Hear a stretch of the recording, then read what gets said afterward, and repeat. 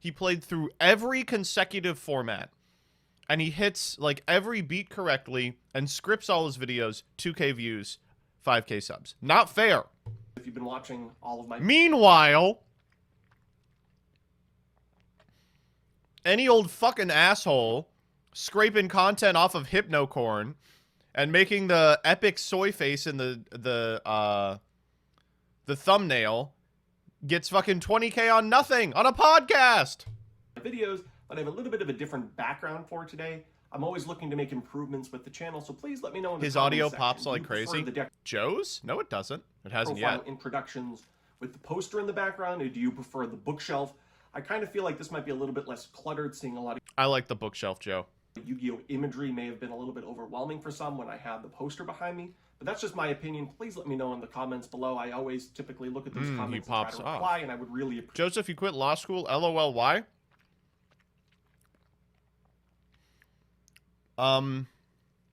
Wasn't working for me. I was doing fine academically, but, like, just didn't vibe with it, you know? Unfortunately, that is the reason. Plus, I'm making more money doing YouTube than I ever would have doing law. Shit. Hypnocorn, thank you for the subscription. Appreciate any feedback on that. Anyway, going to the deck profile. Because Ace Attorney is literally cheaper law school? That's true. Now, Infernities has been a deck for a large portion of Yu-Gi-Oh's history after the release in The Shining Darkness in 2010. It's a break right now, but about it might be this forever. particular Infernity deck is that it's actually going to have the ability to max out on a lot of the combo pieces and even some of the control pieces, which would later be limited Is law your first uni career? I don't know what that means. for ban and restricted updates. Oh yeah, also every lawyer I've ever talked to told me not to do it. So this is actually going to be a deck where we're going to see 3 copies of Infernity Launcher, 3 copies of Infernity Barrier, and 3 copies of Infernity Archfiend. 3 cards that, at least at some point in Yu-Gi-Oh's history, have seen restrictions on the ban and restricted list. As a result, we're going to look at Infernities at their peak. Now, even with that all taken into Gage consideration... is going to with the hindsight shit. we have, Nexo 100, look thank you back for the over a decade later, subscription. I actually don't even consider Infernities the best combo deck of the 2010 Nationals format. I think that spot should Is absolutely Frog. be given to Frog FTK, Yeah. a deck that we'll be profiling in the near future. But regardless of my personal opinion 10 years later about combo decks during the summer of 2010, we absolutely need to talk about Infernities and give them the due Gage that they is deserve, going because to when we're talking about shit. popular Skrelp, thank you for the sub. Wow, to what do I owe the honor of your prime? Jesus. decks in 2010, Infernities is right up there competing That's with X-Saber. incredible. We saw both the X-Saber archetype and the Infernity archetype receive massive upgrades in the Shining Darkness. That's like getting the Set that was Crimson released soon after Beignet. SJC What's the Edison. fucking A lot of people thing making March from 2010 associate SJC Edison, but Edison was only a small window, unfortunately a small from window of time. Berserk? After The Shining Darkness, we saw Crimson all of these really explosive decks, Bungler. like X-Sabers with Dark Soul, and then Infernities with Infernity Launcher, completely Can you watch a lithium video to learn the deck? Gage No. is going to dominate the metagame. shit. Gappy1, As a result, thank you for we're the going to be looking at the subscription. summer of 2010, of course, after the Shining Darkness release. When we take Crimson Ben Ray. Crimson Behelit. This is not real. a look at this format, I'm just gonna Google Behelit. The only thing that comes up is Berserk. What is a Behelit? It is an oval. What Behelits does Guts have? Guts has the green one, the purple one, the orange one that he had to get from killing Vision, the blue one, the Doctor Strange one, and he has the Berserk Gauntlet as well. there are obviously going to be those 2 top decks, but there are also a variety of other decks that Infernities are going to be competing against. Decks like Frog FTK or Frog Monarchs, decks like Herald of Perfection Lock, decks like Gladiator Beasts, maybe even to a lesser extent decks like Blackwing. If you registered Infernities in the summer of 2010, you absolutely needed to anticipate that your opponent was going to have main deck hate for your combo deck. I'm talking about main deck copies of DD Crow, which was borderline staple in the X-Saber variants. Yeah, I'm talking about a variety of defensive spell and trap cards. it's actually unfortunate because the March 2010 format has a lot of decks that are playable, but actually, no, it doesn't. Like, if you look at the format historically, really only X-Saber was worth playing, just because the other decks were extremely easy to hate out. But if there was a lack of hate Gage in an is event, going to shit. the best deck was like fucking Frog or something. And even so, if you're playing against Gladiator Beasts or X-Sabers, having to worry about cards like Cold Wave, which can have an absolutely crippling effect on your ability to combo off. And then out of the side, you have to anticipate that players will be Damn, I'm registering sorry to with hear a that. variety of combo killing pieces. Catheter's More not copies cool. of DD Crow, maybe credits from the Dark Not- Dimension or the different not dimension. And as a result, if you were going to register an comfortable. Infernity deck at this point in time, you needed to Spaceman come prepared for 1331, counteracting thank you that for the hate. And you'll see that a subscription. little bit with the side. In terms of the Gage is going Okay, to I want to shit. see the gameplay.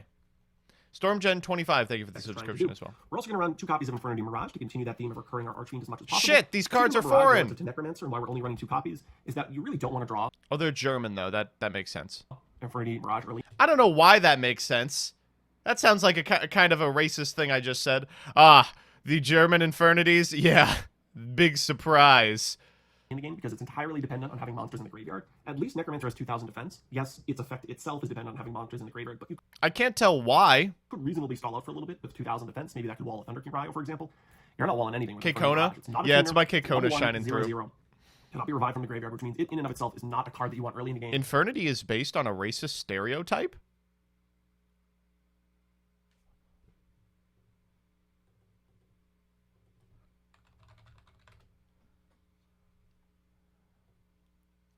Infernity is an archetype of dark monsters used by Kalen Kessler. They consist of Polacks! No, monsters whose effects activate when a player has no cards in hand. Infernity is based on cowboys and Native Americans. Amazing. There it is. It's a Wild West-inspired aesthetic. I don't think that that's that bad. This is, by the way, look at this fucking thing. All right. Infernity. So the character that plays these is like a cowboy during one arc. So we made one of them a cowboy. Okay, cool. How about new archetypes? The Japanese name for the archetype is a pun, with the individual kanji characters being the Japanese characters for ice and water. The character for ice is applied with one of its alternative readings, Hai, making it so that the name's combined reading forms the Japanese word for jade, Hai-Su. The monsters are named after members of two different silicate groups, monoclinic amphiboles and monoclinic pyrocines. These two silicate groups are respectively associated with the two main types of jade, nephrite and jadeite. Kingfisher the Ice Jade ship is the Chinese word for jadeite, which is taken from the Chinese word for kingfisher birds. Jadeite, specifically Burmese jadeite, was considered the highest quality of jade in Imperial China. Oh, okay. Yeah, all right, you know, cowboys and Indians, monolithic Cilionite proxyscenes. Sure. You want to fuel your graveyard a little bit, then have access to it. Or if you are going to open it early in the game, have access to Greffer or Infernity Inferno. It's also one of those cards that you really like to draw in the middle stages of the game. Okay, now that I'm looking at Infernity Mirage, I am starting to get it. One of the things about this deck is it tries to run a critical mass of recursion cards so that mid to late game, if the game's reached that point, Archfiend's a great top deck, Necromancer's a great top deck, Mirage is a great top deck, Call the Haunted is a great top deck, and just simply attack over it. That effect didn't come up all that often, but it was useful to note. Okay, is Beetle a cowboy or an Indian? More important use was the fact that it was simply an Infernity, level 1 tuner. You can recur it off Mirage, off Necromancer, and of course off Infernity Launcher. Then we had Infernity Beetle. This card was not overwhelmingly popular in later versions of Infernities. This was more popular when Infernities first came out. But if you're unfamiliar with this card, you send it to the graveyard if you have no hand. I'm actually shocked to hear that. Just, of course, I thought that Beetle was like mandatory. You have two level 2 My Infernity understanding is basically Duel Links. So you're able to establish this board, have an Infernity Launcher, make a synchro play here, play the launcher. You can actually OTK from that point. So it enabled you to make some OTK pushes, enabled you to access level 9 and 8 synchros depending on the circumstances, and really allowed you to play a pretty robust combo deck when you had the full 3 copies, as opposed to relying on just a single Avenger. But this is our Infernity lineup. The other monster than non-Infernity is Dark Greffer. Unfortunately, we're going to run 2 Dark Greffers. I say unfortunately because you absolutely never wanted to draw both of these. The Dark that you sent in order to activate Greffer's effect in the perfect world is one of the ones up here minus Mirage. You want to, either with this deck, you want to put Archfiend in the graveyard if it's not there, the player on DD Crow, and Tuner in the graveyard if it's not there. And if you already have Archfiend and the Tuner, you can consider sending Necromancer or just putting another Archfiend to player on DD Crow. You know, sort of the 4th priority, I guess, at that point would be putting Necromancer in the graveyard, but even then you honestly want to probably keep these in the deck so they're good draws. Absolutely do not want to send Greffer off Greffer. You have to do it. It was a way of clearing your hand, but that was one of the shortcomings of this deck, is having access to Dark Greffer, and then the reality that occasionally in an event you would actually draw both of them. But nevertheless, this is our monster lineup. I can't believe how smart this guy is. Holy fucking shit. Moving on to our spell lineup, we'll start with... He just gives you so much information. One at the end of this format, and that is Infernity Launcher. This card is wild if you didn't play back then. What Infernity Launcher allows you to do is send an Infernity from your hand to the graveyard. That's just what it says. So if you activate Infernity Launcher, you could theoretically just send an Archfiend that's in your hand to the graveyard for no other effect, other than just to clear your hand. A lot of times when you had dead Mirages, that was something that you honestly ended up doing. You could just send an Infernity from your hand to the graveyard in order to clear your hand, so that you could actually activate Infernity Launcher's second effect, which is to send it to the graveyard to recur up to 2 Infernity monsters from your graveyard. The thing with Archfiend is when Archfiend is special summoned and you have no hand, you can search your deck for an Infernity card and include additional copies of Infernity Launcher. So one Infernity Launcher, if you had Archfiend in the graveyard, and let's say any tuner whatsoever, would eventually turn into multiple synchro monsters because each subsequent Archfiend would search an additional copy of Infernity Launcher, and you'd basically go through all 3 copies. So you're always searching Launcher with Archfiend, right? In one turn. Later versions of Infernities had to compensate for the limitation to Infernity Launcher, cutting it down just to 1 as a result of the ban list, and as a result there needed to be different combos in the deck in order to actually achieve the same type of boards. But at this point in time, we're talking about Infernities without any restrictions whatsoever, and as a result, we get to play 3 copies of Infernity Launcher. Next, we're going to run a lot of protection cards. So this is a combo deck, but it does a lot of controlling elements in order to actually survive to the point of comboing. We're going to run 2 copies of Book of Moon. Some versions actually Fiend searches. It's one of those really useful versatile cards that's been playable for a good portion of Yu-Gi-Oh's history. You can flip down a Vital Tuner, for example, survive the turn, etc. Yeah. Then we have the one-up spell and trap card removal. We have a Giant Trunade. This is, at its root core, these cards are all limited to 1. At the end of this format, there would be some changes. For example, Heavy Storm would be banned, but for now, just 1s across the board. Then we're going to look at some of the support spell and trap cards. We have Reinforcements of the Army, just to search our Greffer. That's the only target. All the Infernities are Fiends. We have That's 1 for hilarious. 1. Technically, you have 2 targets for 1 for 1. You have both Infernity Avenger, which did happen. If you need to tutor out a tuner, you would absolutely do that. Or in a more ideal world, you would tutor out an always Infernity go Mirage, which right? is great because if you special summon Mirage from your deck, you get to use your normal summon, and you actually have the full graveyard with tuners and Archfiend and even Necromancer. You can make a really big board, and then eventually use your normal summon on another Mirage that you would summon or search off of an Infernity Archfiend in the midst of your combo, depending on the situation. Talk about the traps. This deck has a lot of traps. As I mentioned, this is in many ways more of a control deck than you might think. We have 3 copies of Infernity Barrier. Infernity Barrier was a pivotal card because if this deck needed to play a control grind game, this was the way you were going to do it. You were going to negate the pivotal cards your opponent had, while you usually sat on either an Infernity Archfiend, if you're relying only on main deck monsters, or and then you just bury full 3, which differ to either protect. This is another one of those cards that, as Infinities evolved and progressed into later formats, this card is so bad. This card simply has the effect of this card is send 2 cards from your hand to the graveyard, up to 2, 1 or 2, and send Infernity monsters from your deck to the graveyard. Sounds like, in most circumstances, pretty hefty cost to pay, but this deck can't function if it doesn't have Infinities in the graveyard. Yeah. What this allowed you to do is it allowed you to send pivotal Infinities from your hand to the graveyard, ones like an Infernity Archfiend or a Tuner, in order to put into the graveyard the other combo pieces that you needed. And all it would take from that point is one of the 3 launchers, a Mirage, a Necromancer, a Call of the Haunted, any of the recursion cards, to make it so that you at least threatened the OTK or threatened an unbreakable board backed by Infernity Inferno is the worst card that saw play.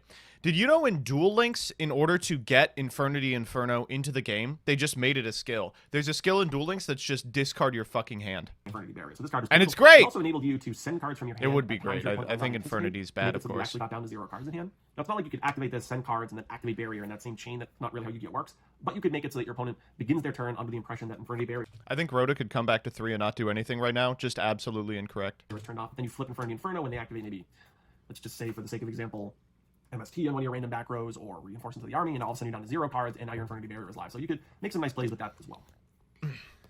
You then have a lot of protection cards. We're going to have Double Bottoms Trap Hole. We're going to have a Torrential Tribute and a Compulsory Evacuation Device. This deck needs to really make a lot of concessions for Thunder King. I made that comment already, so these are some of our Thunder King Ryo outs. We have a couple Dust Tornadoes. This was pretty common in the Canadian Infernity variants. Dust Tornado obviously picks off back rows. That's what it's always done. Kind of like Infernity Infer, you can pick off a back row and then set something. This is a format where Heavy Storm is legal, so this deck wants to set a lot of back rows, but it can't necessarily always do that. So instead what you can do is set just Dust Tornado your opponent's 1 back row end phase, set Infernity Inferno, start your turn with Infernity Inferno, send all the Infernities to the graveyard.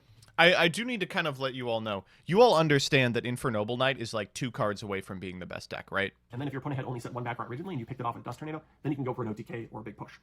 We have a Call of the Haunted, which in this deck acted as a starter or an extender. You could also technically chain this to DD Crow on, let's say, an Archfiend. You'd miss the timing off the Archfiend search, but you would at least keep it from being banished. 1 Solemn Judgment acted, as Solemn Judgment always has, as a way of allowing you to set multiple back rows without having to fear, not only honestly just Heavy Storm, but Cold Wave as well. And then there's this 1 single trap, Dust Shoot. Basically, any point in Yu-Gi-Oh's history where Heavy Storm is legal, Dust Shoot was really good. It's when Heavy Storm gets banned that Dust Shoots start to become a little bit questionable because people are more inclined just to set all their back rows. So if you don't open Dust Shoot, And those 2 cards are Link Cross and Outlion. They're not. The standard They're not. of There's going to be a day, mark my words, there's going to be a day in the next 2 years where Infernoble Knights are tier 1 again. Infernities at this point in time. We'll now talk about the extra deck before ending with the side deck. So with the extra deck, there are definitely some decisions that needed to be made, each player individually. So Armor absolutely essential. Oh, Farfa. Thank God you're here. Buddy, can you help me out? I am playing this deck in a couple of hours. So this deck in Armor Colossal Fighter OTK, this was Okay, it can Colossal Fighter. the point when you I forget how the new modern ruling is. And Crash a Colossal Necromancer, you searched off the Armor 4, and then level 5, circumstances, Contingents of Dark, which is a debatable one. The next, meaning a lot of the American players, for generic level 6s, which actually were pretty important, ran Gaia, the no-effect 2600 monster. I actually preferred giving 2 spots in the extra deck to Splendid Rose, because it enabled you to OTK with combinations of cards which might not OTK on already. So we'll talk a little bit about why I think the double Splendid Rose package is better than Gaia. But definitely 2 of those, at least for me. Other level 6s, Bryanak. I mean, Bryanak is an incredibly powerful synchro monster in general, but just imagine incredibly essential, not just because it was an unbelievably powerful those monsters. Okay, none of this is really surprising, honestly. Cutting this down can help, because main to a darken, whether or not it was actually. Farfa, you never played 2010 Infernity? What the fuck? How did you... You like Infernity that much and you never played it when it was good? Any good in this deck was 1 copy of Mistworm with Beetle, Necromancer, and Event, and Archfiend. 4, 3, and 2. You can always go into Mistworm, particularly as the first. Gage is going to shit. Forward, and then use subsequent launch. Coastal Tad, thank you for At that point, you don't really need any the more level subscription. 9s, 5 so months yet. of sending When you have more access to money those to the Rothschildian cards, you can fortune. just start to go into level 6s and then level 8s. You don't actually need to do that whole iteration going to level 9. So we only really need 1. You go into a 3000 CY as opposed to what exactly does Infernity Launcher do, or what exactly did Infernity Launcher do in 2010, and what could accomplish happens to be chained. This is enough to its cost. Gage is going to shit. A tuner. It honestly doesn't even really matter which one. Okay, here we go. This is enough to OTK, but we're going to make it super ideal. Kaio Gaming, thank you for the subscription. Also. So we'll put all 4 of these into the graveyard. All right, these end up in We'll grave. start off with the normal summon of Infernity Mirage. Let's just make this so that we have a really awesome combo. We have no hand. That's the whole point of this deck. You need no hand. So we'll use the Infernity Mirage and send it to the graveyard to recur an Archfiend and a Necromancer. And then the Still with Archfiend you. allows us to search our deck for the first copy get of Launcher. the Infernity Launcher. The Okay. Necromancer can then special summon from the graveyard a tuner, and you have options here. You want to clear your opponent's board? Here's an option to go into Mistworm. Let's just say your opponent doesn't have any monsters on the board, or any monsters or spell and trap on the board, so there's no point in doing so. So let's go and get a Avenger, and then go all 3 of these into, if that was what I just did, I'd go into 100 Eyes. Because what 100 Eyes then allows you to do is it allows you to banish the Mirage from your graveyard and make it so that the 100 Eyes has Mirage's effect, and then you can tribute this off with its effect, essentially acting as Mirage, and recur back from the graveyard the Archfiend and the Necromancer. But why? The Necromancer will eventually special summon the Oh, tuner, but because first you we get the that Archfiend search. Now search we have 2 again. copies of Launcher that we've yet to use. Here you Nice. can then special summon from the graveyard either this to go into level 8, or we can start to go into Beetle if we want to go into level 9s, or eventually get into level 8s. We'll just keep it simple and use this to go into We're going to Stardust or something. Stardust Dragon or into Doom Dragon. We always, generally speaking, want to end with Doom Dragon on the board because it's just a 3000 attack Infernity, and it will keep our Infernity barriers live. Okay. From there, now we can activate Launcher, special summoning Necromancer, and Archfiend. We still have 1 copy of Infernity Launcher in our deck, so we can add that to our hand, which is represented as that. This is a lot easier than I thought it was. Thank God. Here, this can now special summon a tuner back, allow us to go into, let's say, Stardust Dragon. We can activate the next launcher. Here we can start to debate, do we want to go into Necromancer? Do we really need to go into Necromancer? Like, what if we go into just these 2? I would totally find that to be reasonable. It allows you to search out 1 copy of Infernity Barrier, search out a foreign one. Then you can go crack into off a Beetle, 6. Search your deck for 2 copies of Beetle. Oh, right, Here's that's where how Beetle a few moments works. ago I talked about why I like Splendid Rose, because what it allowed you to do is a lot of times with this deck, you needed the synchro level climb, which I guess is more of a modern term with the words that we use for link climb, but I just went to a level 6 so that I could just go into a level 8. Well, Sure. when you do that, you put a Splendid Rose into the graveyard. What Splendid Rose allows you to do is when it attacks, if you have another plant monster in your graveyard, you can banish it and make it so that the Splendid Rose can attack again with less attack. Like half its attack. So it goes from 22 Okay. So if you're link climbing with a Splendid Rose, it sets up for a later Splendid Rose OTK. direct, and then the second attack would be 11, so you could actually do 33 with just 1 monster. And this deck, what it enables you to do is it lets you put a just random dead plant into the graveyard, and then the next time you go into a level 6, that second Splendid Rose actually has an effect, because you can banish the plant that was in your graveyard. Cool. But Gotcha. just to go back to where we just were, going into another level 8, maybe here we can go into like a Colossal Fighter or something, Yeah. and you can kind of see where we're going. I doesn't haven't even really used this matter. launcher yet. I can use this to special summon Archfiend and something else. Maybe another level 2 tuner. That's going to search out a second copy of Infernity Barrier. If we went back a little bit in some of this combo, at one of those points earlier, if I went into the second 100 Eyes, which is the conversation I had earlier where you could run a second 100 Eyes, like let's say instead of the Stardust, I went into this 100 Eyes.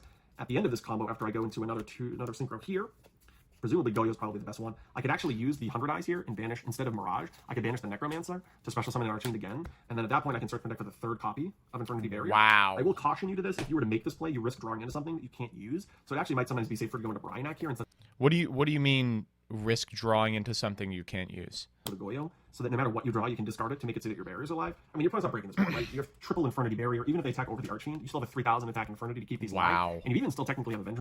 Wait, what are you drawing off of? I don't understand. What draws you the card?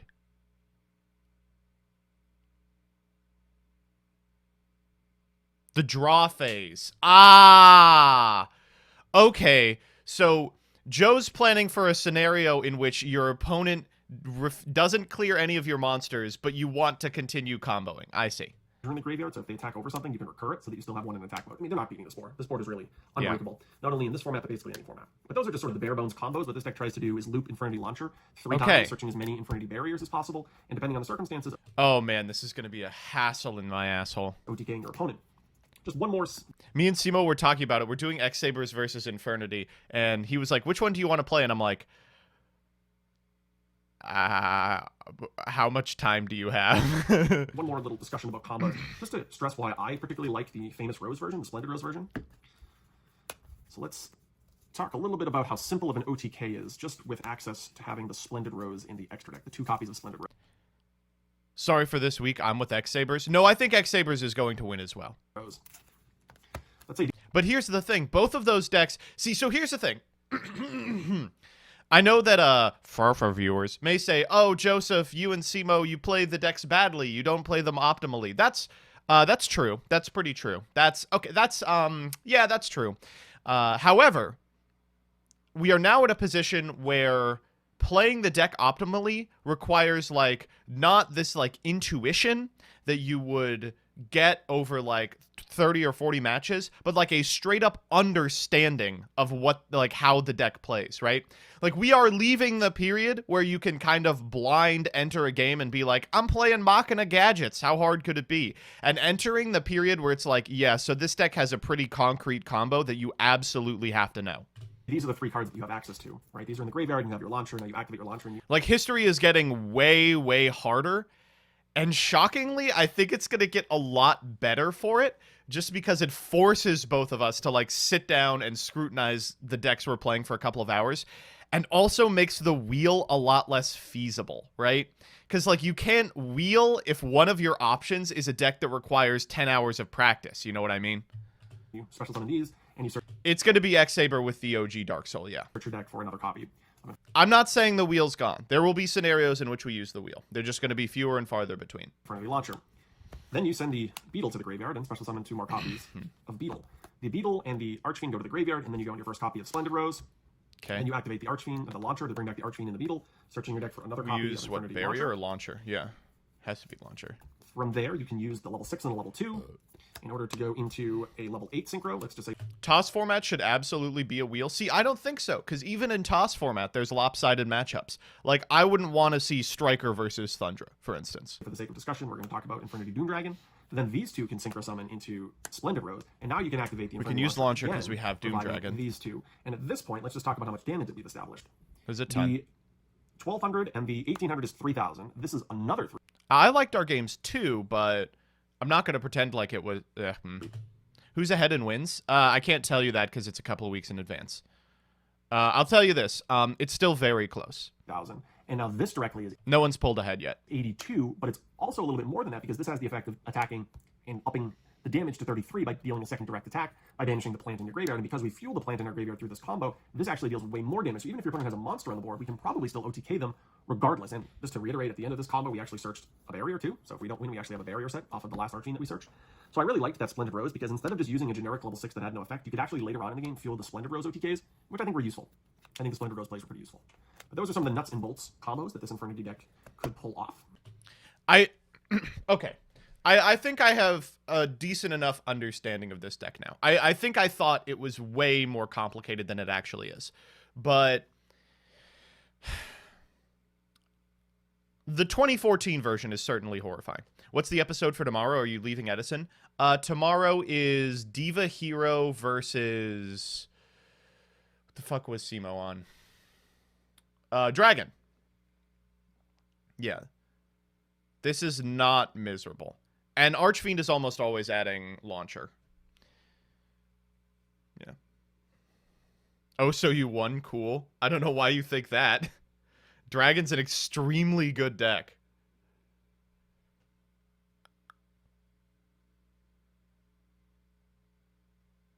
I'll say this. We're having so much fun in Edison that we play a best of 5 for the next episode, and it goes to game 5. That's what I'll say. As we've done every other deck profile before, let's talk very briefly about the side deck and what other decks you could have ran at the time. Well, there was, of course, Mirror Match. Quite frankly, the Mirror Match didn't really run Infernity Break, but just for the sake of what we're doing right now, I'll use that to represent the Infernity Mirror Match. We had the best deck It shouldn't be that much longer. of the format, Frog FTK. I promise I'll be profiling Frog FTK in the near future. There's various Gadget decks, which was just a generic anti-meta deck. Yep. We had Caliber Cat, a deck that had Airbellum, but not all of the deck sabers, so we're not talking about Fall Trolls. We had Neko 100, thank you for the 100. My guy's speaking facts on this vid. Yeah, Joe just knows his shit. He played all these formats. So, looking back, it is kind of frightening how diverse this next format is. It's X-Saber, it's Gadget, it's Caliber Cat, it's Frog, it's Infernity, and it just downhill from there. As people figure out X-Saber, it just becomes X-Saber. actual X-Sabers, the deck that Sean used to win the 2010 Nationals. We had Gladiator Beast, a deck that had quite a few spots in the top cut. Down in Corn, Dan Martina, for example. We had Frog Mon. You know, we have covered Gladiator Beasts way, way less frequently than how good they were. Historically, Gladiator Beasts had huge, huge periods of relevance, and I think we've only dedicated 2 episodes to it. Same with Blackwings. Blackwings were popular for maybe like 3 years, and we've done 1 episode on it. Monarchs. We had maybe to a lesser extent Blackwings, and then Not only did Joe play these formats, he top 10 YCSs throughout this area. Yeah, I mean, Joe is one of the greatest players of all time, for sure. Dawn of the Herald plus Herald of Perfection with a bunch of normal monsters. That really frustrating That's around, but not real. lockdown deck. These are really the top decks of the time. Yeah. In terms of what Infernities we're going to side, the first thing we're going to do is side the Cyber Dragon package in order to counteract the gadget. So that was one of the things that you could have easily included. A lot of players did. Raiko was a particularly useful inclusion because it fueled your graveyard, potentially putting the Infernities that you needed to combo out into the graveyard. It also destroyed pesky backrows, like Shadowing Prisoning Mirror is really annoying. People might set a card like, let's just say, for example, Crevice. Now, they could obviously chain the Crevice, but you could Crevice, fuck me. at least maybe bait it out earlier than they wanted. Maybe you could hit a Dust Tornado or MST. Those cards are actually pretty annoying because your opponent could use them against Infernity Launcher. You could also hit cards like Shallow Flip, or really any of What do you mean one episode didn't see Mo play Blackwings 30 times? Fuck off. the cards that your opponent could have sided in. True, It though. also outs Consecrated Light. Consecrated Light was one of the most annoying cards for this deck because obviously you can't summon dark monsters or use dark monsters' effects. So having non-dark monsters in your extra deck was really important, which is actually kind of what Cyber Dragon could theoretically do as well. So Raiko was really useful there. It also outed Thunder King Ryo. It really outed a lot of the things that you needed to worry about. Mike Steinman ran Infernities in top 32 Dis Nationals and ran not only Raikos, he actually ran the third copy and a Super Nimble Mega Hamster to search it out. So he was really It's shocking hearing Mike Steinemann's name. The man, I can't believe, like, for me, because Joe is, I think, probably like 5 or 6 years older than me. For me, Mike Steinemann is the speed duel guy. The guy who's like the greatest speed duel player of all time. Arguably. But people forget because he was banned, he had a really big, like, 2010 Yu-Gi-Oh career and innovated a lot of these decks. really hardcore on that Raiko plan out of the side deck. We need additional outs to Thunder King Ryo and then Consecrated Light. So I like the third Book of Moon more than any of them, quite frankly. But a lot of the players elected to run at least one copy of Fissure. Which might seem like a weird one. Why not, Smashing Ground, for example? Seems like a way better card. Yeah, but Consecrated Light has no attack and no defense. So we actually just want to kill this thing. We don't want your opponent to have a Sangin on the board, and then the Smashing Ground not kill this little Consecrated Light that's Why was he banned? I think it was cheating, but don't quote me. stopping us from OTKing. So Fissure was an unusual card to see in competitive Yu-Gi-Oh, but actually a card that had some utility here. If I went back to, I would be really afraid of the Herald deck, so the Light Imprisoning Mirrors were a concession to the Herald deck. And then from there, I liked Heroes Rule 2. What Heroes Rule 2 did is it allowed you to have a counter trap for DD Crow. Your opponent targets a card in the graveyard, you activate this, it's a counter trap that negates it, so it stops a card like DD Crow on your Archfiend. It also stops some of their recursions. Steinemann really wrote the Book of Dark Arts? What?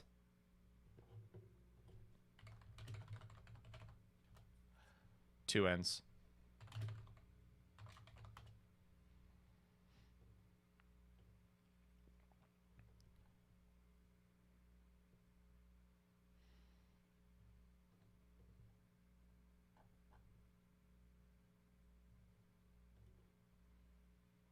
They don't even have the...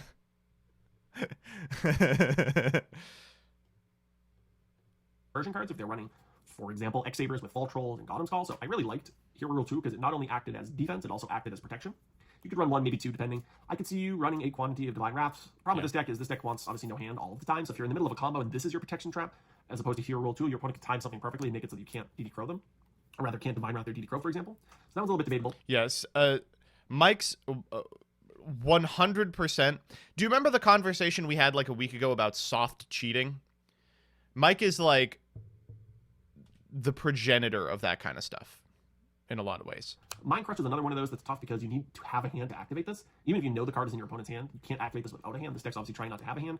But if you're in the mirror match, this card's really good. You can activate it, hit their launcher, and then maybe that's all you need to survive. If you're playing against the Gold Sarcophagus version of X-Sabers that we profiled not too long ago, you could activate this and hit the card that you know is in their hand off of a Gold Sarc, or even just activate this in response to something like Heavy, True Nade, or Cold. He's one of those players that he's so good, and what he did was... I don't want to say defensible, but so understandable. You can't help but respect the guy. Cold Wave and maybe call one of the cards based on how the game's been progressing. So I can understand running the single copy of Mind Crush, even though this deck doesn't want to have a hand. Additional copies of Dust Tornado is totally reasonable. You don't want to lose out to some of the floodgates. He's like one of those like pro player, or he's one of those like, imagine like a pro poker player playing Yu-Gi-Oh. It's like what that. We're talking about here. Now, if your opponent summons Vanity Fiend against you in the Frog Monarch deck, all right, we've got Book of Moons and Raikos. You're running against the Mirror Match. All right, that's not the greatest thing in the world, but at least you have some Shallow Flips, some Mind Crushes, Dust Tornadoes, Hero Rule 2, etc. Frog FTK, all right, maybe we don't have a lot for Frog FTK. That's the best deck of all time anyway, so we're going to lose to that no matter what. Gadgets, we've got some of the Cyber Dragons, Caliber Cat. I don't think there was maybe a particular card against Caliber Cat. Yeah, Bear, stuff like X-Sabers, that. We've got plenty of stuff in here. GBs. We actually have some decent cards. Raikos are always good against GPs. GB, Cyber Dragon, Book, Fissure, Flip, Dust Tornado. We actually have a lot against GB. So this was a nice, well-rounded example of what inside. I had the joy of playing against him at YCS Vegas in the Speed Duel side event, and he is just His nonverbal game is just out of this fucking world. It's just completely fucking crazy. What it looked like. Obviously, it's not 15 exact cards here. You can manipulate some of the numbers to reach there. But regardless, this is what a typical Infernity deck looked like at the Nationals in 2010. This deck, I always like to call it the Canadian Infernity deck. Enough that I was really like, similar to I the deck should Bill, maybe Lino, Zara, and a practice bunch of the my Canadians popularized nonverbal during the game. format. But regardless, this is Joe Gerlando for Yu-Gi-Oh! History. Thank you for watching. Check back soon as we explore not only the 2010 National season, but a variety of other formats.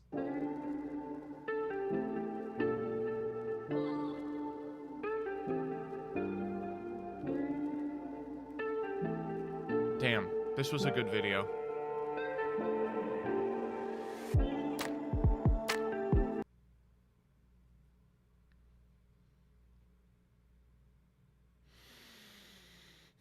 Gage is going to shit. Blue Shirt, thank you for the subscription. Again, if you're not subscribed to Yu-Gi-Oh! History, you're fucking missing out. I mean, really, what an incredible channel. Oh. What's a non-verbal game? So let's say I draw a crazy card, and I go, yeah! Okay, that's a bad example, because that's literally a verbal outburst. But let's say I draw a crazy card, and I go, that's a non-verbal, right? It's information you're telegraphing to your opponent without saying anything, right? Looking at the grave after you draw a monster reborn, for example, that's a nonverbal. You could see, actually, Simo does that a lot in History of Yu-Gi-Oh! When he draws a reanimation spell, he'll just, like, take a look at the grave. Mike's misdirection game is out of this world. He will, like, not draw a reanimation spell and look at a grave after not doing so all game or something, and then set one card telegraphing, like, I think I played him on like Skull Servants or something, telegraphing the Haunted Shrine, and then it was like a widespread ruin. He is just an incredibly skilled like misdirection guy. And the thing with nonverbals is it's the same as next leveling. You have to be exactly one level over your opponent. So you have to have the read that your opponent is reading your nonverbals to misdirect them. If your opponent's too bad to read your nonverbals, then you're not misdirecting shit. But if they're good enough to figure out that you are misdirecting them, then they're not going to pay attention. You have to hit a sweet spot. It's just it is a type of like mental Yu-Gi-Oh that actually is a lot of fun and reaps you in amazing rewards.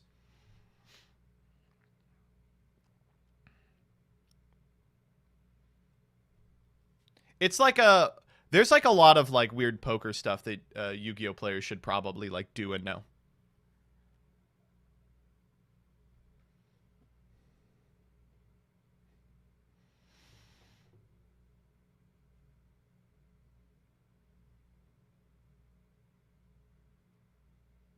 Simo's play on the Starlight Road was actually close to that. Yeah, Simo and I, when we do it, I mean, we just like we do what will be the most entertaining for viewers. In a real game, Simo would probably set his 3 cards and be like, I mean, if you have it, you have it, and then pass. Or something, right? Or maybe he would just say nothing. Maybe he'd just look frustrated, set 3, and be like, go.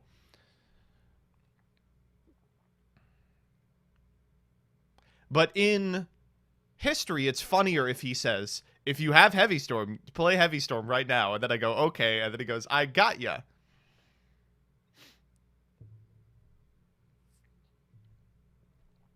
Audibly counting your opponent's summons without a Nibiru in hand. I mean, no one falls for that. That's like, that's baby shit.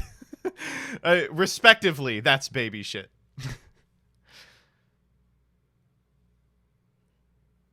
What if I'm sitting across from my opponent and they go, is that 3 on a summon? I go, cool, so you don't have Nibiru. Okay, anyway. Like,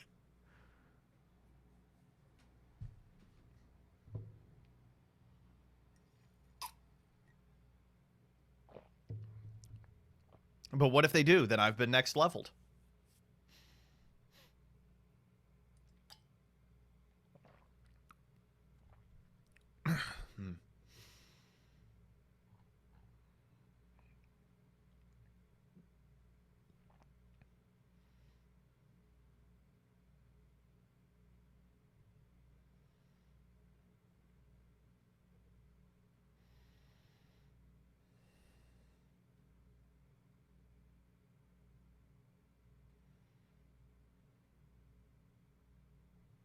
What the fuck is Rock FTK?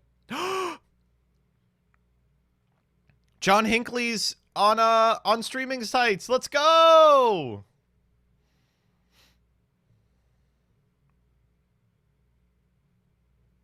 Staples tier list. Let's see.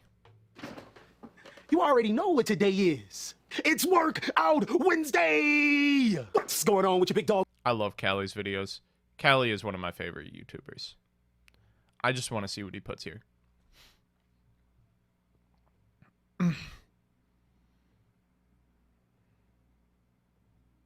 Where are we putting...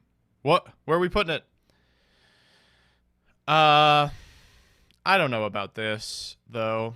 I think that Forbidden Droplets is kind of at an all-time low. Not all-time low, sorry. I think that Forbidden Droplets is good, but I would not mainboard at this format.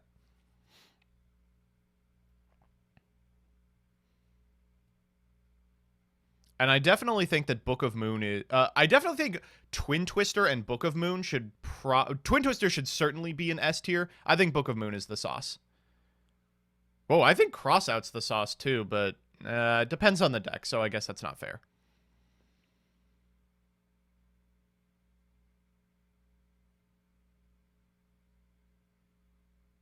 Why Book? I just think it's really good. On the draw, it trades for a negate. Except against, like, some very specific decks. It's protection against shit like Valor or, like, Imperm, if you absolutely need your effect to resolve. And it's obviously crazy going first. You book their fucking first Prank Kid. You book their first Tri-Brigade. You can book the Fafnir, it's still fine. Book's really strong. What's the first card in Sauce tier? Blizzard. I don't think that card's very good. I certainly think Dimensional Fissure is overrated on here. Dark Ruler No More isn't even on the board. No, it's in really good. I don't think it's great, though. I think that Book of Moon has been not only playable, but top tier for maybe like 4 formats, and people just haven't caught on. Some people have played it in Prank Kid, and I think it's, of course, very good there.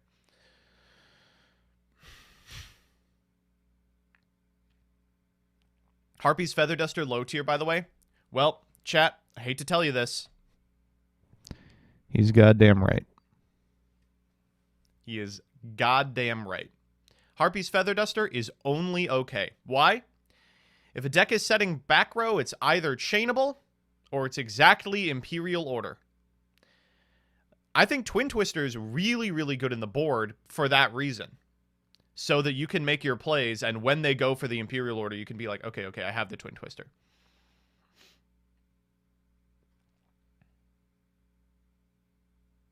Why is Storm so high? I have no idea. Popping monsters, I guess? The versatility? I don't think Storm is very good, personally. I think Storm and Forbidden Droplet are a little overrated here.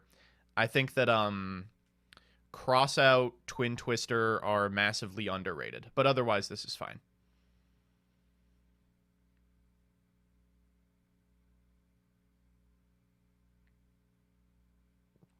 I think the Droplet is really, really good in the side, though, of course. Thoughts on Eclipse in the side? I love Eclipse, but I don't think it has a home yet, no. Is Evenly sauced here? No. I think Evenly's terrible right now. On camera, last week at my local, my opponent was on Striker. They won game 1. Game 2, I boarded into Evenly. I evenly'd them for their entire life savings, and they were like, evenly? And I'm like, yeah, right. And they were like, okay. And I was like, no one really plays evenly into Sky Striker anymore because they can play around it so efficiently. But if no one's playing evenly, then they're not going to play around evenly. And he didn't. Game 3, I boarded evenly out.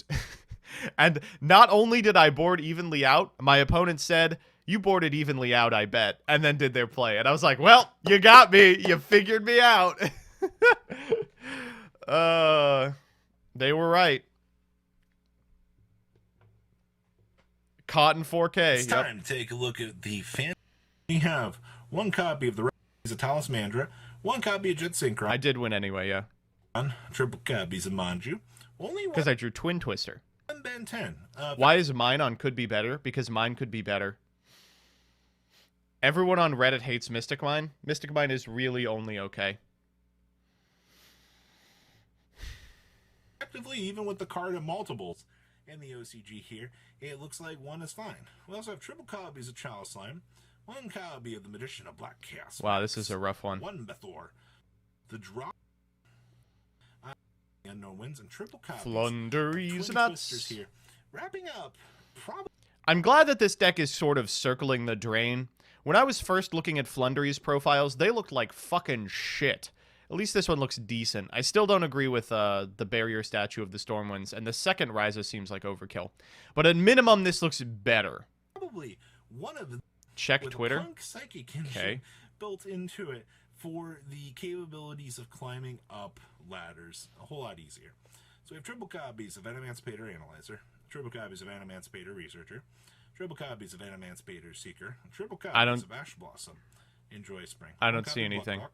Then we have triple copies of Doki Doki, one Gigantus, triple copies of Quackimera Guardian, two copies of Maxi, Oh! Lion, one Foxy Toon, two copies The of squeaky One wheel copy of Revival Golem, gets one the Xenoguitar, grease, baby. and the one Tackle Crusader. Then we have triple copies of Animancipator Science, two copies of Call by the Grave, two copies of Crossing Currently Lightning, implementing two a copies of function in the Stealth pack Force, and opener we have triple copies of Miracle to and facilitate Chaos Draft. yes, I really wish we could have used this card. We have one copy We of did it. Bear, one Secure Gardener, one Link Spider, one Unicorn, one copy of Alan, one baby. Sorcerer, one Hulk, one copy of Apollosa, one Access Code, one Gallant Granite with one Abyss Dweller. Then we have one Herald, one Baroness de Fleur, one Repite, one copy of Dragite. Then we have two copies of Lancia, two copies of Droll and Lockbird, one Max C, one Ibero, triple copies of Forbidden Droplet, one Harpy's Feather Duster, triple copies of Evenly Matched, one Imperial Order, and one copy of Shift It to the Max. Red Reboot here. Ban Red Reboot, though. Holy fucking moly. Wrapping up this. What's the chunk of deck FTK? profiles. The way that the OCG is going right now, What the fuck is the FTK here? the Brave engine is frickin' everywhere. All right, Phantom Knights are starting to climb up the ladder right now, and I don't know if you guys like pay attention to this stuff, but we are pretty much at the precipice of a very weird takeover of Phantom Knights. And it's already kind of starting to happen in little places. At least the deck looks like it's crawling its way up to about that rogue status.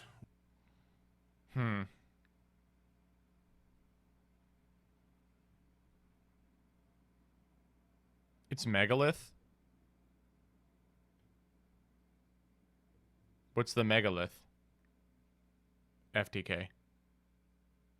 PK has been big in Shell Slime. Not enough people talking about Fleur. Everyone I know is talking about Fleur. Fellas, if your main circle ain't discussing Baroness de Fleur, Synchro Storm, negating one card, tagging out for a 9-star monster, you need a new circle. Your network is your net worth.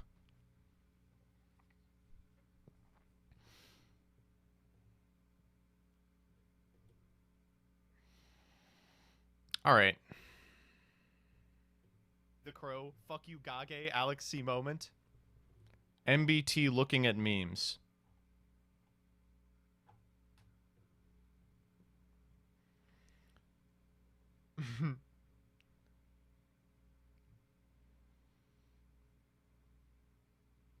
Gage is going to shit. Damn, this is really not funny. That's the clip? Holy shit. Really not funny. Adderflail, thank you for the subscription. GG Crow. Gage Who is would going win? to Perfect blends shit. of raw I feel like this is a bot. I feel like this is a bot, right?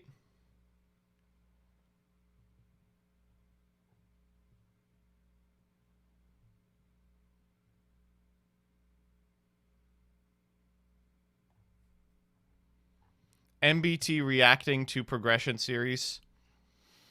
MBT talks to Joe Biden.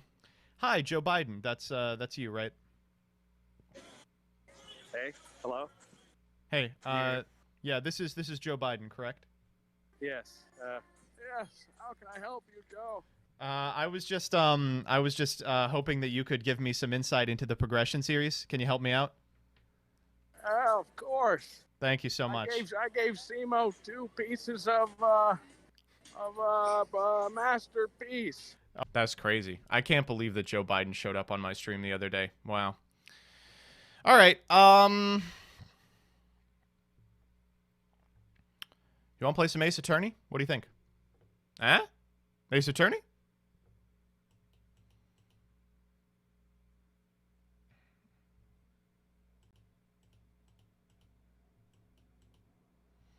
All right, Danny, can you change the stream title or the tag?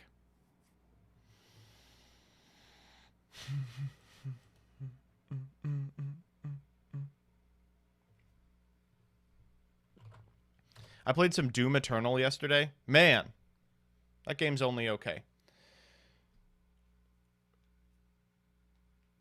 And let's turn on the no back seating tag while we're here. If I need the seat backed,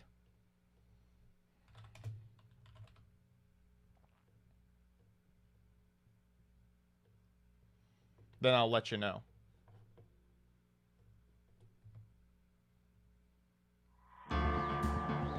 Yeah, yeah, yeah, yeah, yeah. Okay, a little loud. That's the same volume. There we go. All right, I'm going to run an ad. I'm going to pee. I'll be right back, and then we'll get going.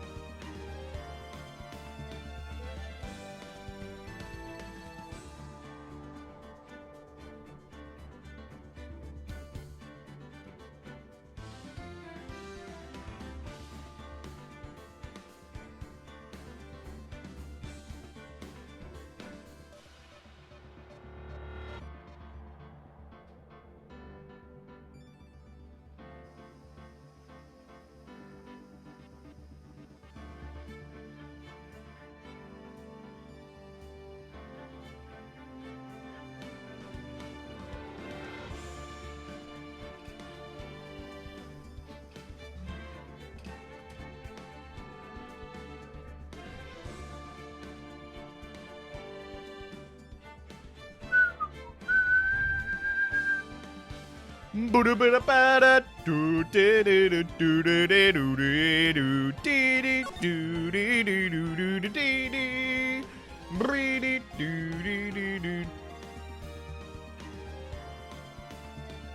better not change it to Hello Kitty Island. All right, chat. Here's where we were. We just finished the first case in Phoenix Wright Ace Attorney Justice for All, the second game in the series. And at the very end, my favorite character of all time showed up. And they teased the third Faye sister. So we're gonna fire off this one, and we're gonna go for it. Ready? Here we go.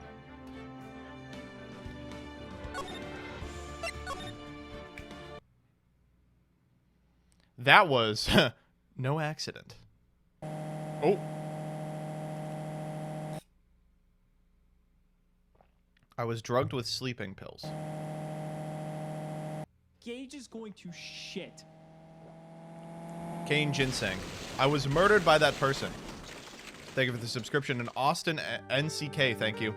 Thank you for all the great content and the great work and the amazing streams. Oh, thank you. That's why I took my revenge. It's only fair, isn't it?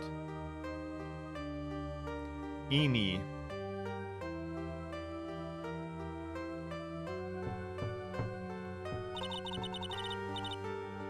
Holy shit! Tell me Maya's on trial. I killed that person, but that wasn't you. Might as well have been me. What?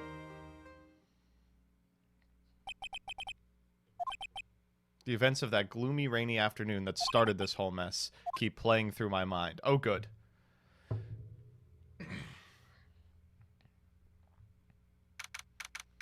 June 16th. That's the day before my birthday.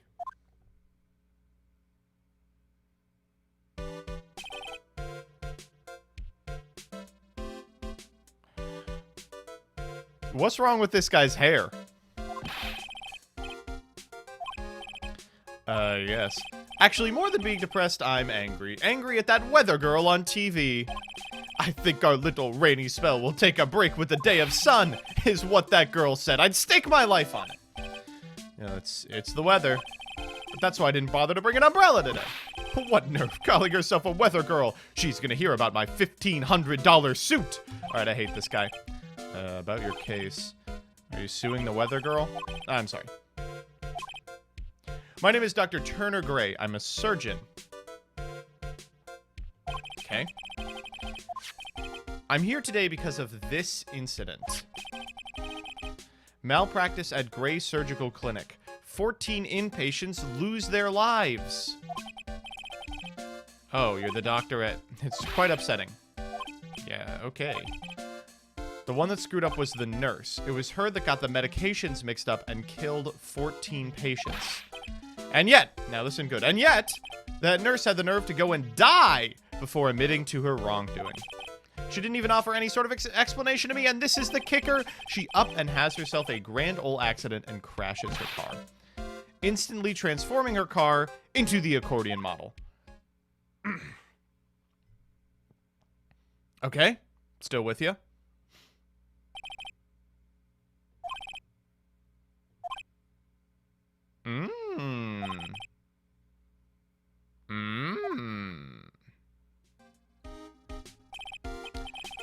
Now, I'm just gonna say this once. Why on earth would I want to kill that nurse? She's the one who killed those 14 patients, not me. Can you shut the fuck up, dog?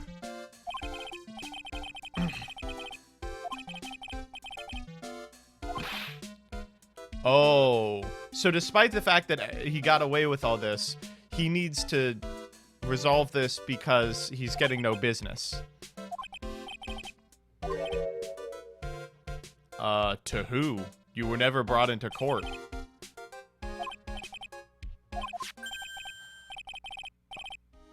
Oh. He wants her to be a spirit medium.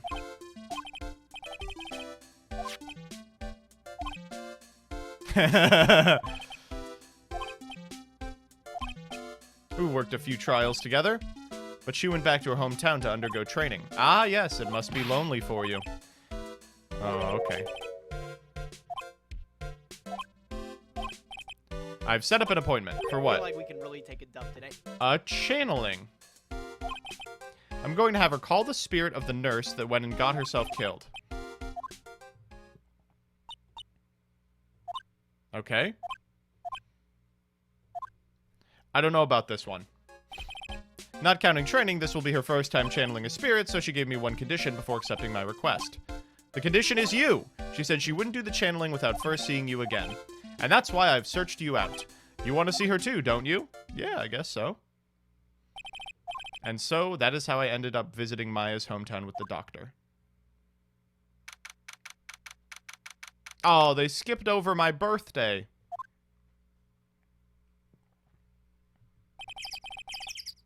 So this is Korean Village, Maya's hometown.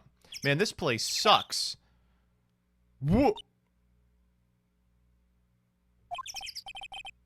Hello. Ash blossom looking ass. Wait up, Pearly? Aww. Wow, I didn't think you'd really show up. It's not that big a deal. You made it sound like you were so far away. Maybe I exaggerated just a little. It was 2 hours by train. If I had known you were this close, I'd have visited more. No, you're not allowed. I already decided, you know. Until I become an adult, I have to work hard and strong by myself. Okay, cool. I'm glad to hear training is going well for you. Haha. What?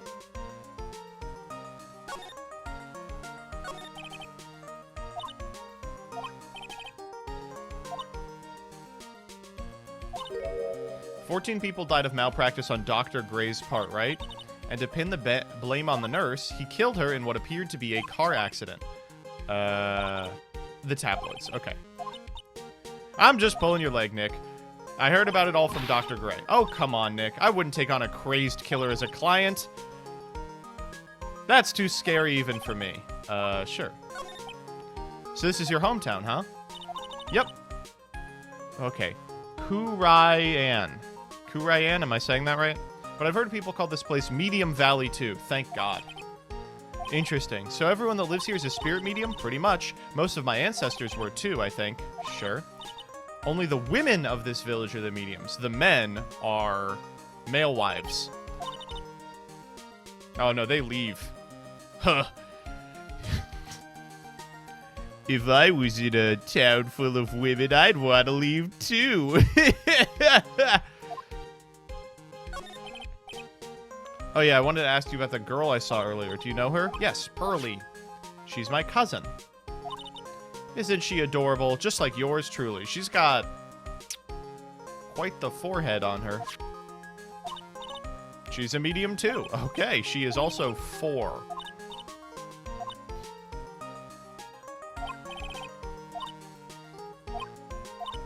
Pearly is my aunt's most valued treasure. Interesting. So she's not allowed to go outside of town. Well, Nick, I've got to get going. It's time for the channeling to start. Ooh, burgers. Well, she's still the same perky Maya. Guess we can examine some shit if we want. It's an old-style phone booth. I can't say it fits in with the area too well. Here's a bus stop. Here's a rock. Kurayan boulder. There's a really complex explanation here, but long story short, it's a big stone for spirits to live in, or something like that. Rustic, thatch-roofed houses where the other villagers live line the street. They're nowhere near as large or as nice as the manor in front of me. Kind of odd that I don't see any other villagers walking around, though. The biggest, most elegant of the buildings I can see from here. This is Fey Manor, the place Maya calls home. It's easy to be overwhelmed by its presence.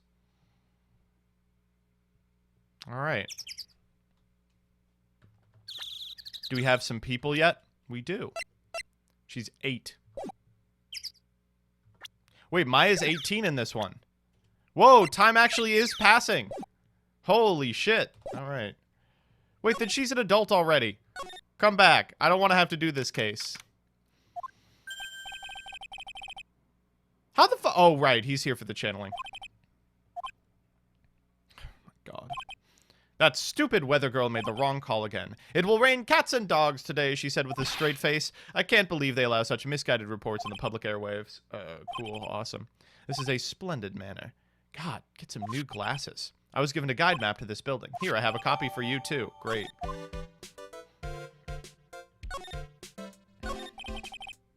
What are you going to do once the nurse's spirit has been called? I'm going to have her write a signed confession. Huh.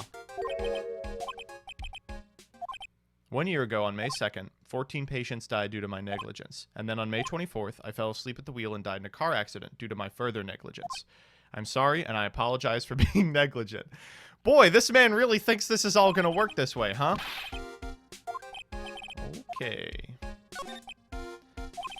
I heard about her from a girl studying the occult at college. That girl introduced me to this village. This is the home of Kurain School of Channeling. Okay.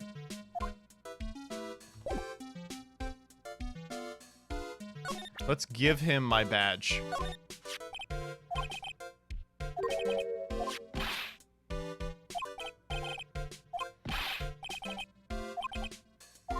Alright, this guy sucks. I hate him.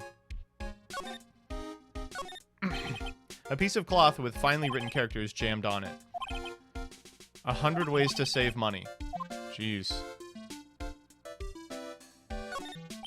This is the winding way. And this is the room! Okay, tempered iron, strong lock. Everyone keep that in mind. I imagine it will come up. Let's go in. Let's go the winding way first. Ah, this garden is breathtaking. Someone put a lot of love into it. And an incinerator. Check this broken-ass vase.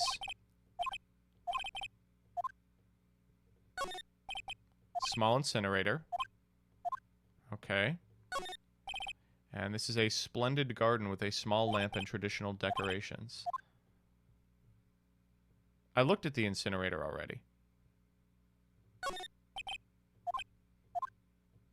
Okay. Well, this was a boring location. Oh, there's... No, we can go in there. This is the side room. It's a break room. There's bedding spread out, and someone's sleeping. I'm gonna disturb them.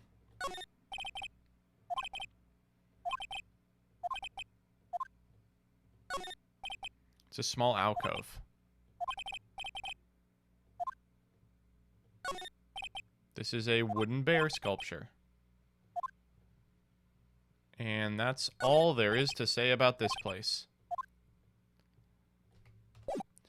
Another very boring room. Alright, let's go to the meditation room. Okay, chat, you know what we're here for. Let's go to the channeling chamber. Here we go. Fey Manor channeling chamber. Jesus Christ, this is a fire hazard. Oh my god. Oh, I don't like this. Oh, no. Oh, God. This woman out here drinking a cup of undisclosed liquid. My name is Phoenix Wright. Oh, you must be that good sir. You are a lawyer, are you not, good sir? I have heard much about you from the mystic Maya. Yeah. I am her aunt, Morgan Fay. Nice to meet you. I had wanted to speak with you about a certain incident.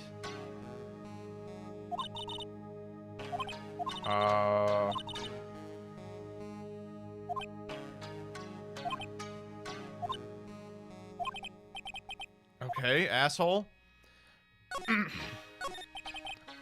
So why do you add Mystic to Maya's name? Oh, what the... Why did you say that? I'm sorry? It is the blood. Mystic Maya carries the blood of the Master. In actuality, she is the only one remaining. The last of the rightful heirs of the Kurain channeling technique. Where do you stand? I am a woman of the Fey clan. I am a member of the Branch family. For a member of the Branch family, no matter her spiritual power, she can never become the master of the Kurain school. So how strong are you?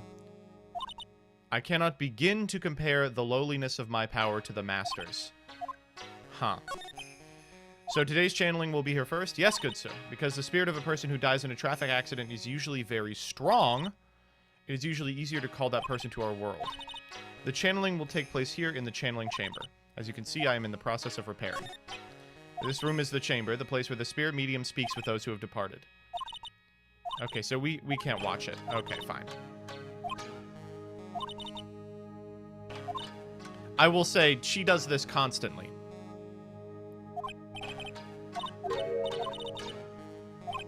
Oh yeah, I met Pearl. She is my daughter. What a cute daughter you have. A pure heart that knows not of the evils in this world is a powerful thing, good sir. Please refrain from affiliating with her, I request. Fuck off! Okay, okay.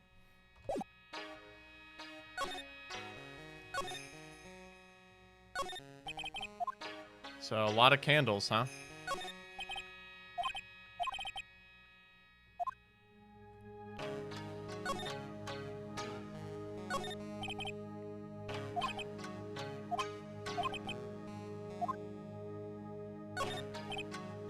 It's an altar?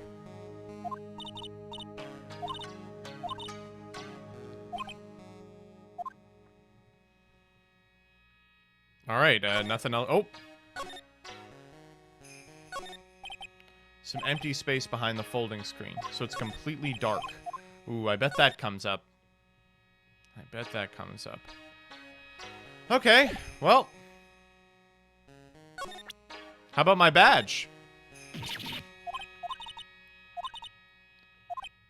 Okay, I'll leave. I'm gone, baby.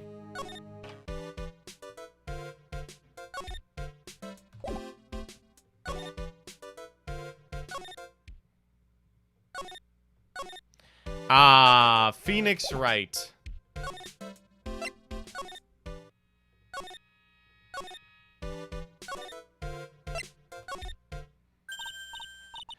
A truly Phoenix Wright moment.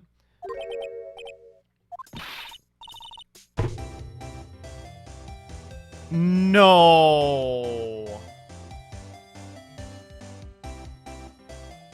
Come on, dude. Why the... How you been? Haven't seen you in what, a year? Yeah, lot of hair. You're a lot of heart, right? I'm the one and only paranormal photographer. Ah, cool. And today I'm gonna get myself a real scoop.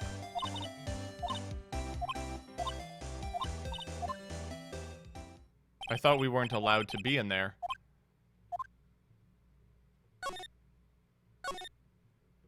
Nothing new here.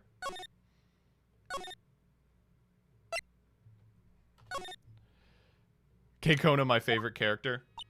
We will now begin the channeling. Mystic Maya and her honored guest, please proceed into the channeling chamber. Oh.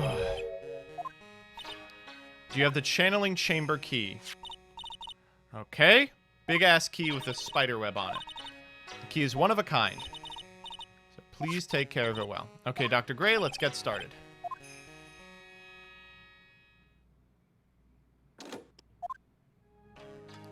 Oh, we're just chilling out here.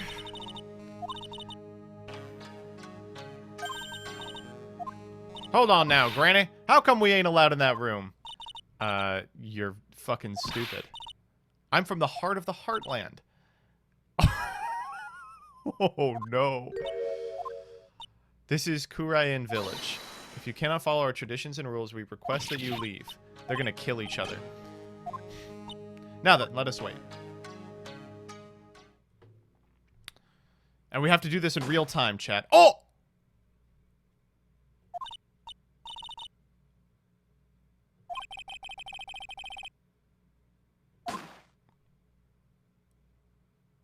Everything okay?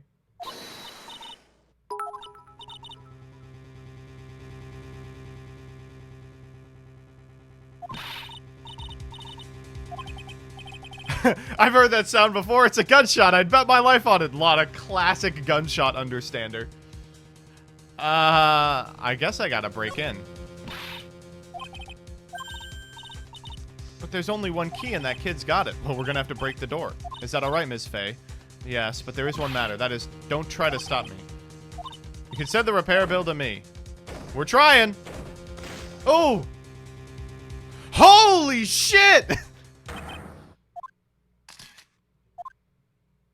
A lot of heart, you son of a bitch.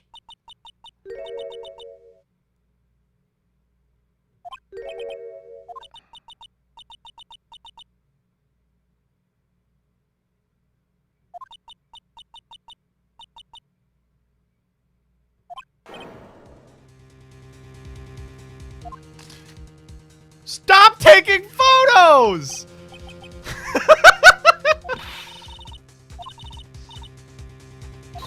Gage is going to shit. LaPlace47, thank you for the subscription.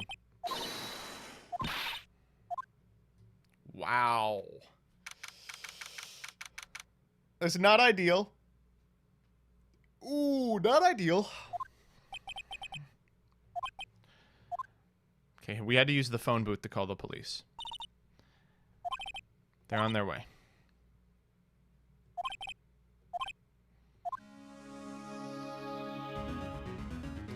What if we just don't tell them?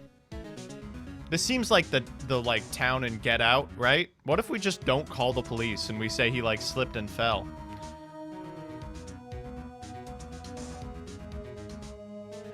All right, I'm calling it now.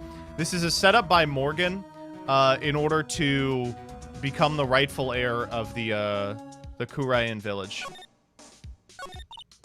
Hey, mister. That gal, Maya, she wasn't the one that pulled the trigger, was she? No, she, wouldn't there be only the two of them in there? Lotto, what do you know about Dr. Gray? Not much, but I did some digging. That's one gent with a bad reputation. I hear he's good at surgery, but his personality stinks like wet sheep. Yeah, I agree. He's controlling. As soon as a nurse or a patient doesn't do what he says, he starts hollering. It's been rough to work for him. How do you feel about this diagram? Gage is going to shit. Okay, I understand. But how do you feel about my badge? Fuego Llama, thank you for the subscription.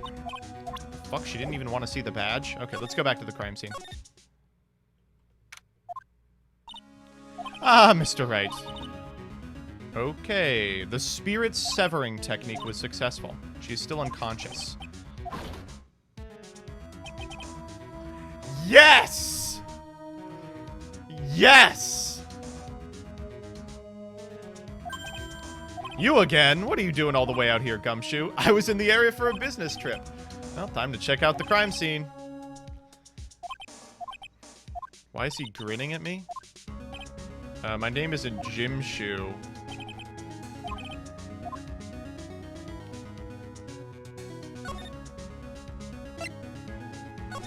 I'm going in.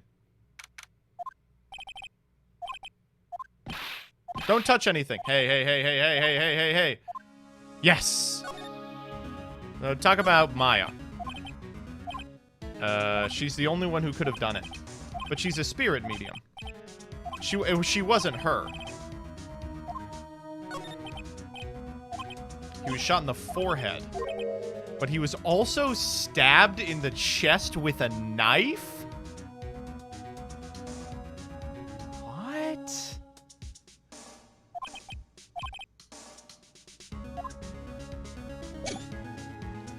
What was that? Oh, I'm taking a screenshot. Okay, I thought it was a Lotta thing. Check out my badge, dude. I'm really busy right now. Okay, fine. Fuck you too.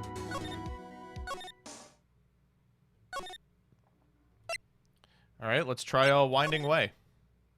Let's try the side room. Nothing's happened here yet. There we go. Pretty sure there was someone sleeping here early. Like, how can I help you? I feel like we can really take a dub today. What's going on here?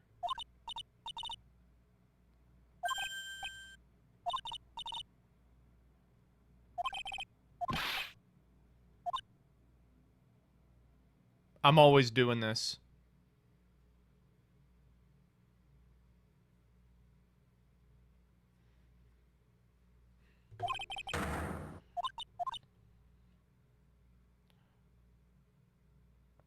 Smartest Yu-Gi-Oh player.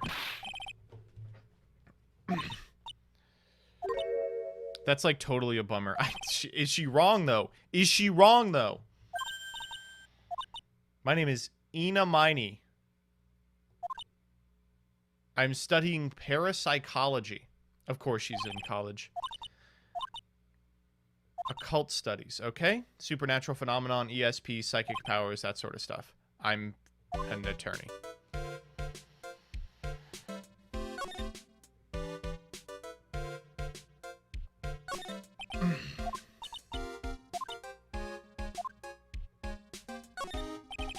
This is the murderer. I've decided. I was the one who told Dr. Gray about this place. He said, do you know of a good spirit medium? Because, like, talking to dead people and multiple personalities are my thing. Ugh. I'm allergic to sesame seeds. They put some in the food they serve for lunch. Okay. So I felt sick and came in here to sleep.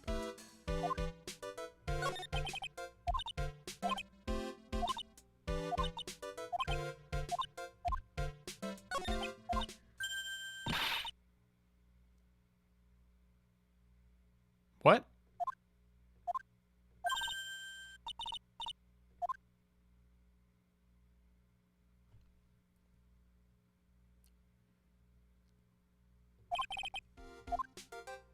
Interesting. How do you feel about this?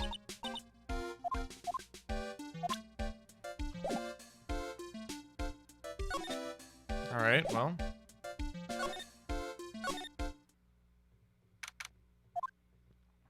No one here, as usual. Oh! Hi.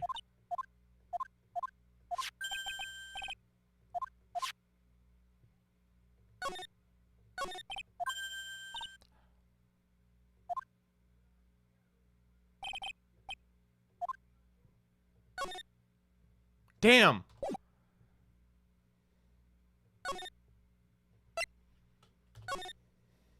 Wrong choice, bad ending. True.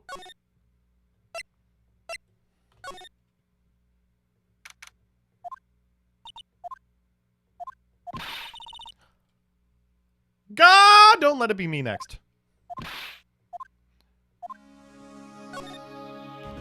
Got any ideas? Do you see or notice anything that's stuck out to you? Oh, well, maybe one thing. Ooh. Sure.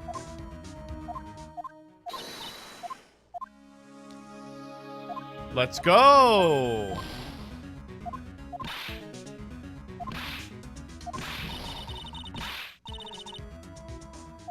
Wow, she fucking got out there.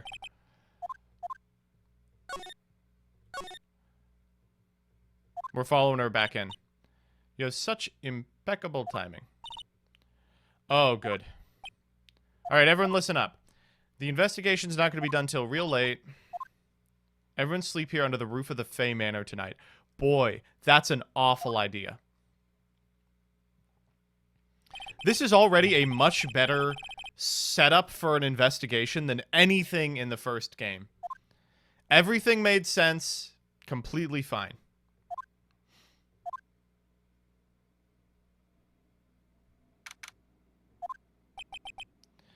Guess I must have nodded off. I hope Maya's okay. Let's go to the detention center. Nick! What am I gonna do? I never imagined it would turn out like this. Okay, deep breaths. I'm gonna think of it. The first time I met her, it all started right here in this detention center. I finally get to see you again, and it's not your fault. You didn't do it. I did. No, I did it. I couldn't control the spirit's power, so you have to be nice to me. So the master or something of the Kurayan School of Channeling? My mother is, for now. That title is passed from mother to daughter, so I guess I will someday. Well, we haven't seen her mother, I thought. Oh, I thought her mother was dead. Oh no, she's just disgraced.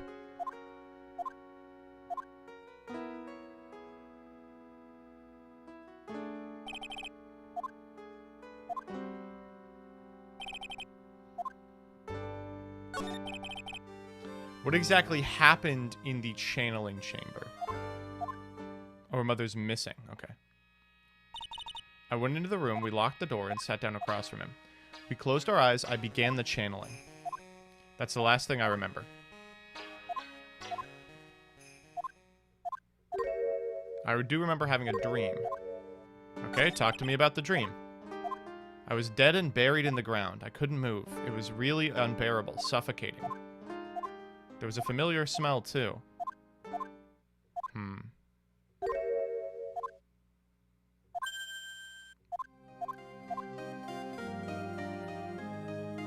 Maya. Maya, come on! Maya! Come on!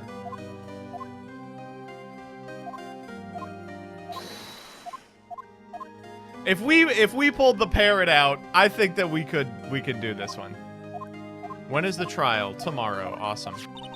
This jewel. This is called a Magatama. It's a magical charm and it's always protected me. Give it to Pearly and she'll lend you her spiritual powers. Okay.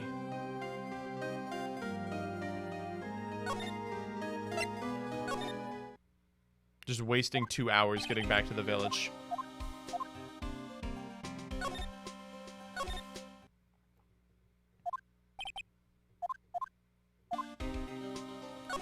Okay.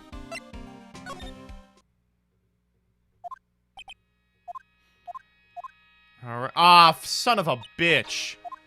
Gage is going to shit. Deadwitch Flying, thank you for the subscription. I'm on my way to go meet Mystic Maya, and I thought to bring her some few items to make her feel more at home.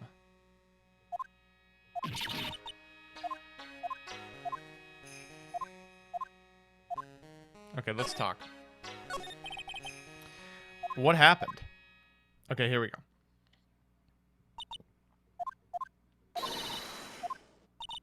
Please leave this area to me. Go quickly and call the police. Well, I saw that part. First, I struck Mystic Maya on the head. Then I performed the spirit severing technique. The spirit of that nurse was inside Mystic Maya's body. I used a technique to send the nurse's spirit back to the other world. Oh, jeez. What the fuck are we gonna do? What is this room? The sole purpose of preventing such a tragedy. Sometimes when an inexperienced medium calls a strong spirit, it may become violent and revolt. When a spirit enters a medium's body, she loses her will and the self Gage steps is going aside. to shit. To put it another way, Dragonfly Play, thank you for the subscription. Real law work would be so much harder if magic was real. Isn't that dangerous? Yes. But this was her first channeling, which is why I thought we'd lock the door. I never thought there would be calling danger among the client himself. I'm grateful one of our heirlooms was not damaged. The folding screen, which is the Kurain's sacred urn and writings.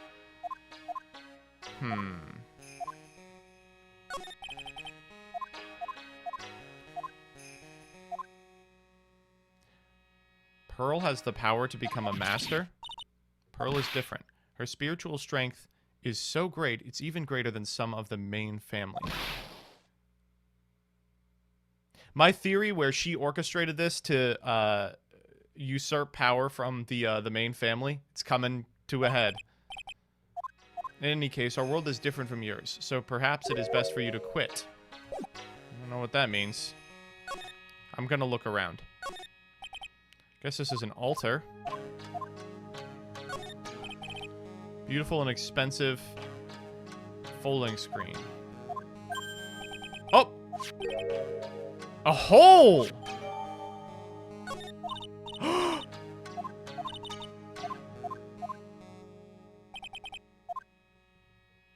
Interesting. Here's the shadowy space. Oh, okay. So someone shot him from behind here. All right. Maya stabbed him, but that didn't kill him. What killed him was the bullet. I've already mastered this case.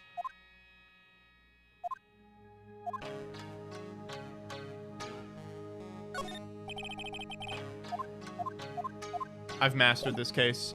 I'm the greatest detective of all time. Let's go back to the channeling, or the winding way. Let's check out that urn. Pearl isn't here today. I've already examined everything. Alright, let's go to the side room. Oh, different. I'm a lawyer. Mr. Smith Esquire, right? Well, I got like 3 letters at least. I am Phoenix, thank you for the 107. Mystic Maya, more like my mouth on this dick. Awful. Why are you here? I'm studying... Okay, yeah. Why are you still here?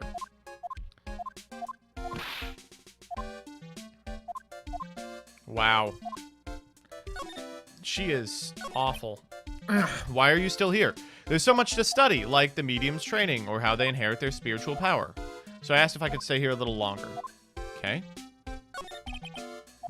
Have you heard about the murder? It's totally scary. You know anything that might help?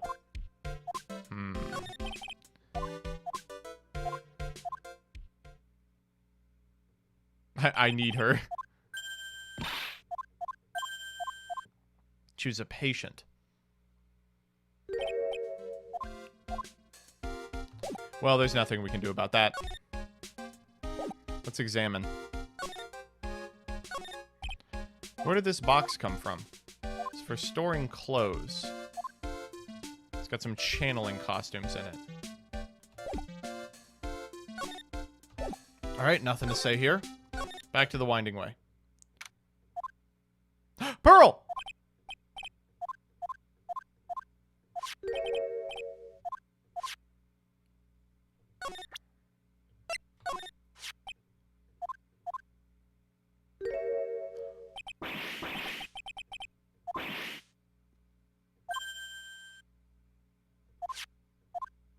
Who are you? I'm Phoenix Wright. I worked with Maya. You're Mr. Nick. All right. Let's go. You're Mystic Maya's special someone. No.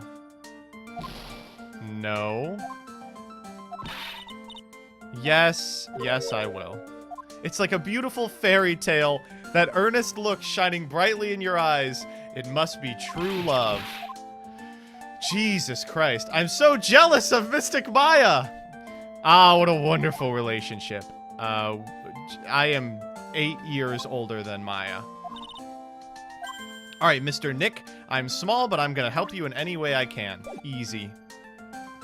Okay, what's this thing in your hand? I found it yesterday. If you want it, I can give it to you. Yes! I'll take it. All right, Pearl. Are you friends with Maya? I feel very grateful to be friends with her. She's so great. Oh, okay. Usually people don't use Mystic Maya's title. I get mad. Sorry. But if it's you, Mr. Nick, then it's okay. Because you're special to her. Oh my god. Jesus Christ. What channeling school are you from? Which channeling school? I study the Kurain technique. I'm a lawyer. Is that related to spirit mediums? No.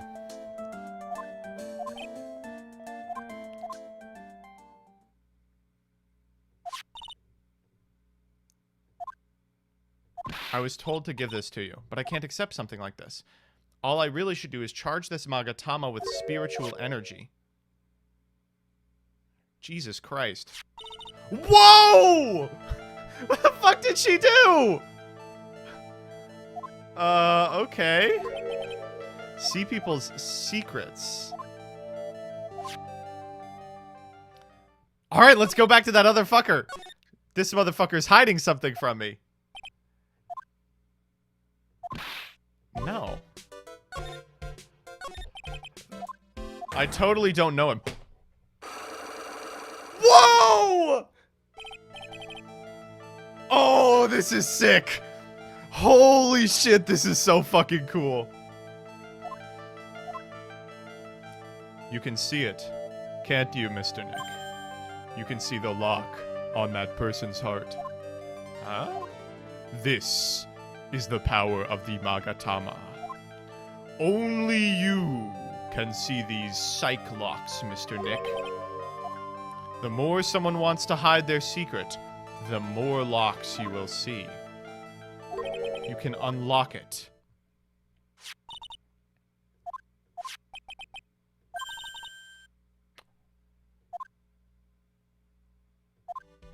Okay. Oh, this is so cool. I don't know that guy. Boom! This is sick. Alright, so first I have to use the Magatama.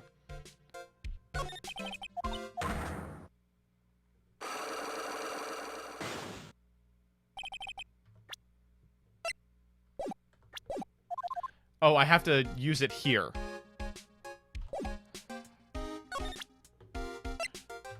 Behold! Oh, this is sick. The victim. Oh my god, this is awesome. Eeny, meeny. I believe you do know who Dr. Gray is.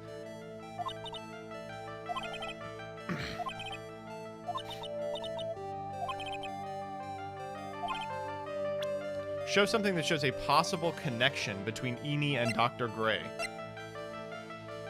Ooh. Sheesh.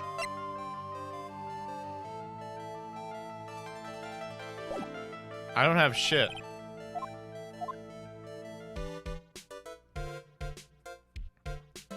What on earth do I have?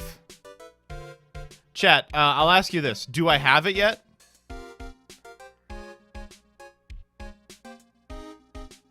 Yes. No. You have? No. I think so. No. Yes. You do have it. Nope. No. Yes. Maybe. No. I'm not. I don't think I don't. I do.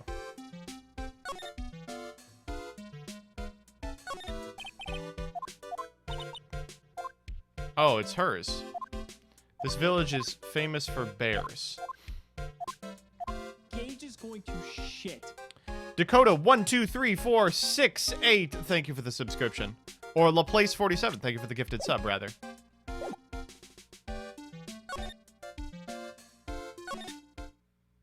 back to the winding way. Nothing new to examine here. Back to the meditation room. New text, PogChamp. Hey! Yes, yes. Detective Gumshoe. You're a cute kid. Oh, he meant Pearl. Whatever. You know, that's fine. I'm not scary. I know, I'll show you something cool. How about this? It's a pistol. Gumshoe. You've got to be fucking with me. I don't think you can win, pal. You have said this to me at least 12 times. I would say every single time I show up, he says, ah, man, I don't think you can win. Oh, awesome. A classic good witness.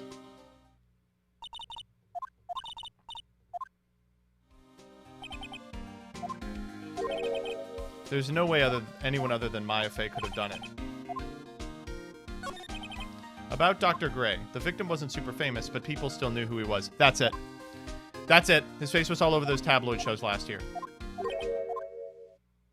Oh.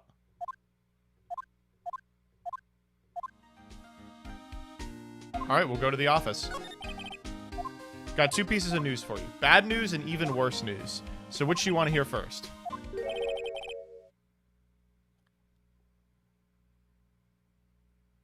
No, it's not? You got him out of jail? He's either dead or in prison. Oh, man, I don't want to fight this guy again. Case 2? Didn't he? Oh, okay. Oh, it's his kid. It is literally the kid. His kid became a prosecutor at 13 and hasn't lost a trial since. That's what you call a prodigy, pal. Yeah, well, you know, I heard that Von Karma never lost a trial either, and, you know, here we are. 13. Kid was born and raised in Germany, pal. And the Germans, they make good stuff. Ugh. What an awful case. Remember when I held a metal detector up to that guy's chest? That was hilarious. Really, really classic. Alright, let's go back to the village. Let's go back to our office.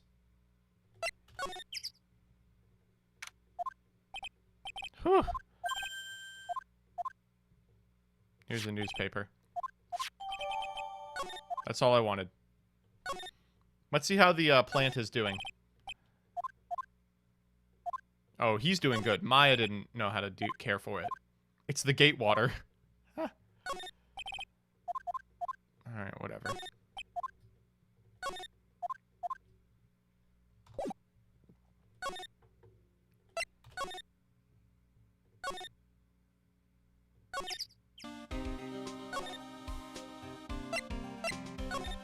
Alright, we got it. Behold the power of my stand!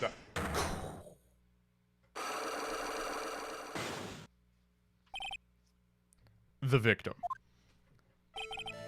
Eeny miny, I believe you know who Dr. Gray is. Shit. I fucked it up.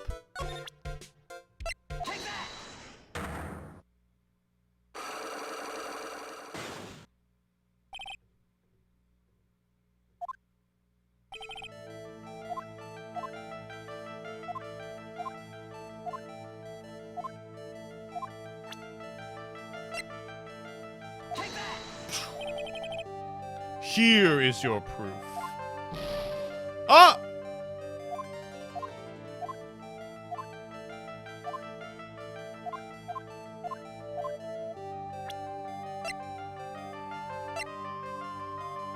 What?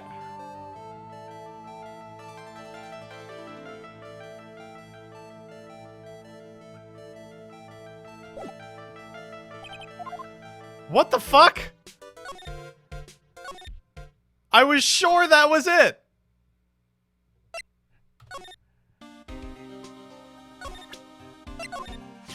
This is it, right? Oh, okay. Well, you know, all right. I guess we needed the other one. Son of a bitch. Piece of fucking Gumshoe, you little motherfucker. All right, back to Eeny Meeny. Behold for the third time the power of my stand. All right, here we go. This time for sure. Eeny Meeny. Take that. Oh, no music. We did it. Take a look at this. Please read the victim's name. It was her mother.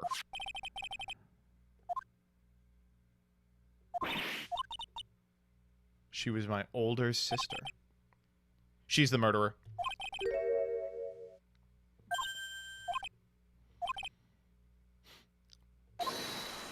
Which is how you knew of Dr. Gray. You knew him through your sister. Oh, we killed the lock! Oh, oh, and we get our health back! Please tell me all you know about Dr. Gray. My sister's name was Mimi Meany. Mimi Mimi. She was a nurse at Dr. Gray's clinic. Dr. Gray was really tough on people, like a total slave driver. My sister was always coming home wiped out because she was overworked. That guy drove my sis so hard, that's why the accident happened. It was the doctor's fault, too. She was pushed by everyone's expectations of her duties. I pushed her to her death. This is how a psych lock works. Okay. Alright, cool. Let's get the fuck out of here.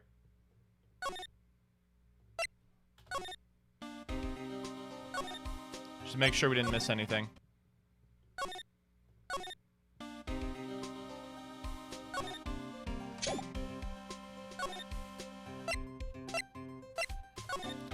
Alright, let's get the fuck out of here.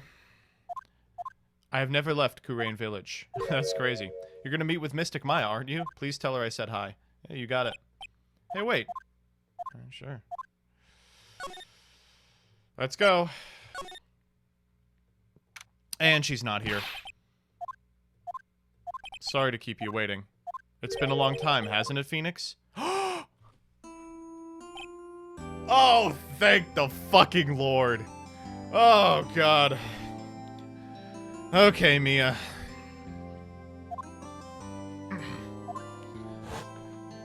Even without me being here, you literally beat the unbeatable Mr. Von Karma, so... And then she got killed by a rando.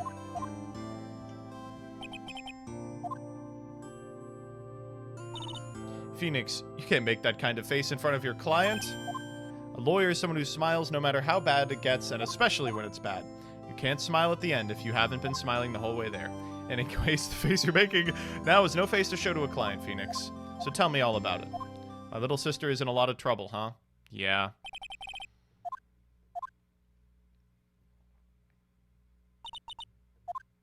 What am I supposed to do? Believe in your convictions and fight for the complete acquittal of your client. Not guilty. I know she is, and I'll give you a hint as to why. Mediums can't have dreams.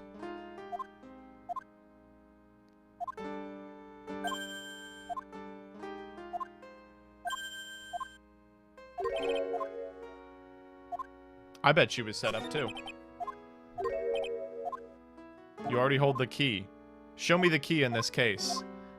Well, this is quite literally a key.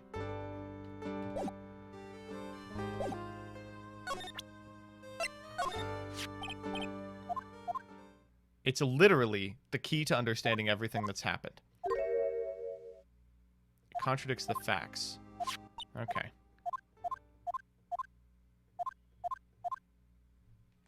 I know who the real murderer is. I didn't know it at the time. But this day was going to end with a turn for the surprising.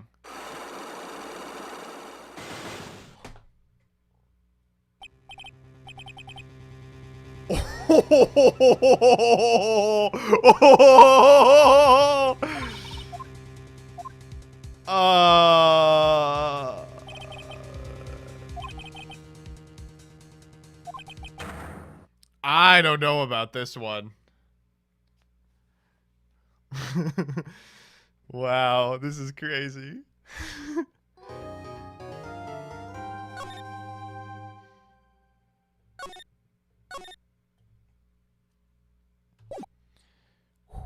All right, how many days is this trial?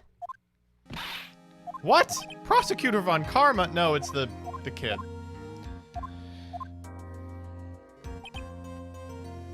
Two? Okay. He's a man obsessed with perfection. He had a perfect record for 40 years. Who knows what sorts of dirty tricks he used to get those verdicts. Now his successor. What kind of person will they turn out to be? It's no good. Pearly! Let's go. Where's your mother? Mother is watching over the trainees. She said they have training for 2 days straight with no breaks, so we snuck out. No, I took a bus. Oh, I ran! Holy shit. What's a train? Let's go. Mr. Edgeworth? Who's that? He is... this asshole.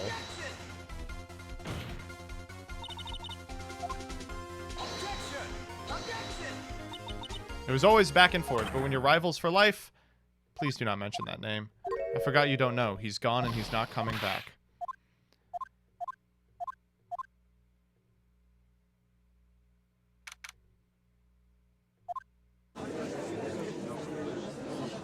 Who?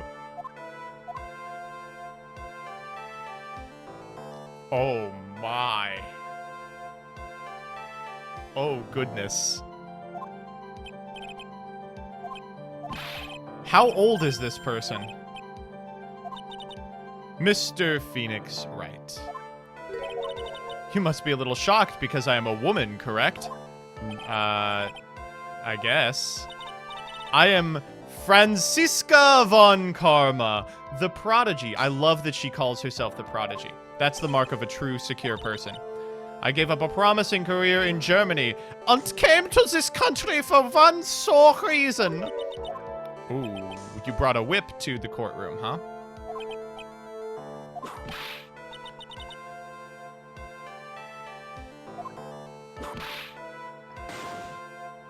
I see.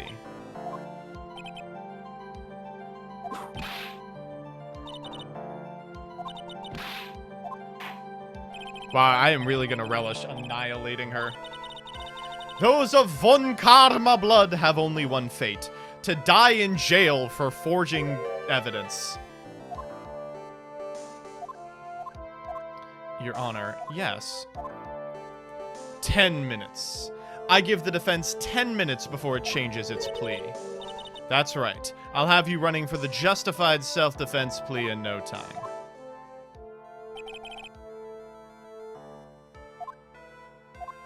No.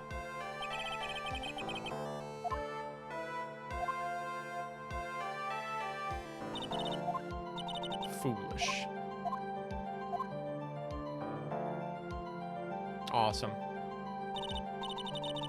Witness your name and occupation. My name is Dick Gumfuck. I'm a detective at the local precinct. Oh my god. Oh god, she is really whipping. Explain to the court the details of this murder. Yes, sir. If everyone would look at this map. The channeling chamber has no windows, and the door was locked shut. At the time of the murder, only the victim and the defendant were in the room. What were they doing in there? They were channeling a spirit? And the fuck do you mean? Okay, anyway, a few minutes after the channeling started, gunshots were heard coming from inside the room. A few of the witnesses broke the door down and rushed into the room. That's when they found the victim was already dead. Yes.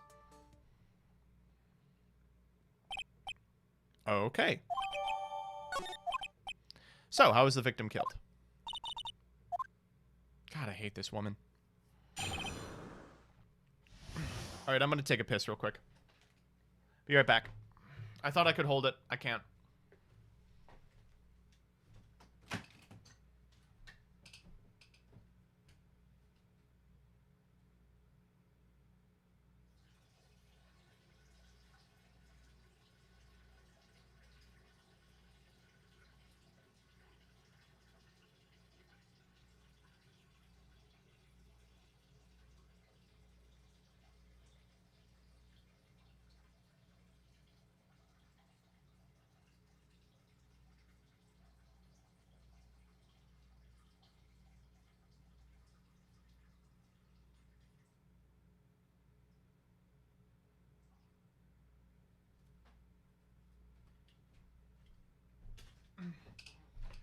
Okay.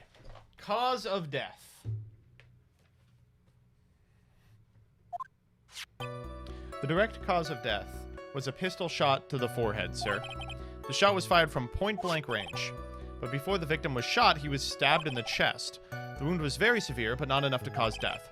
The murderer used the pistol to finish the victim off after the stabbing.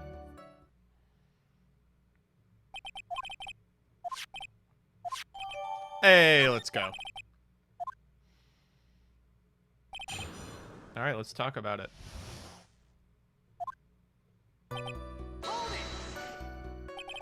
The murder weapon, Detective Gumshoe, whose pistol was it? It was the victim's. The victim? Now, why would he have...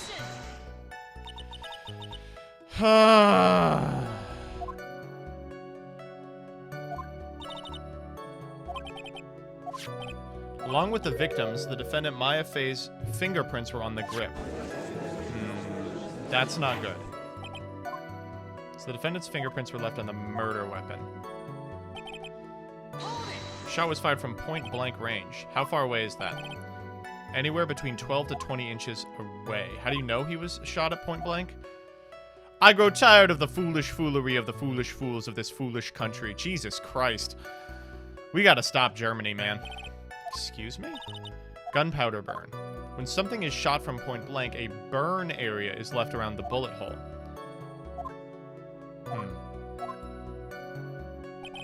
But before the victim was shot, he was stabbed in the chest. What? A fruit knife. Damn, that knife's looking a little fruity! I see, and whose knife was it? It belongs to the Fey's, and of course Maya Fey's fingerprints are all over it. What will you do now, Phoenix Wright? The wound was very severe. How severe? If it had been half an inch more to the right, it would have hit the heart. After a stab like that, it's impossible to fight back, let alone stand.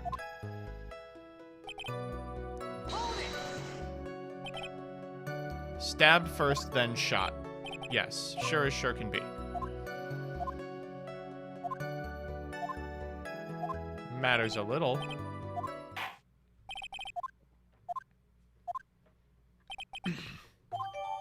Okay, we got the pistol and the knife in here. The date and time of death was June 19th, 3:15 p.m. Eyewitnesses claim to have heard 2 gunshots at this time. 2 murder weapons, both with the defendant's fingerprints on them, seem a little open and shut. Naturally. This is going from bad to worse.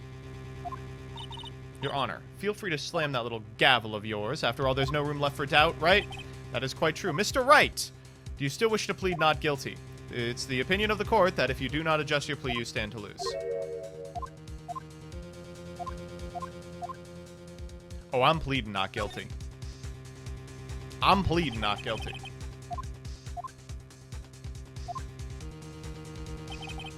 I'm pleading not guilty.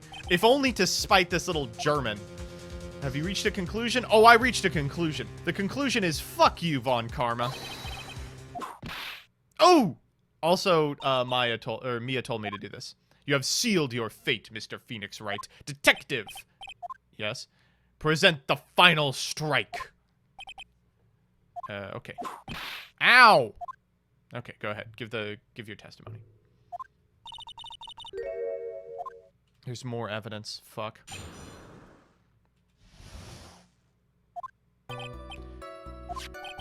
This is the costume the defendant was wearing at the time of the crime. It's covered in blood. Ah.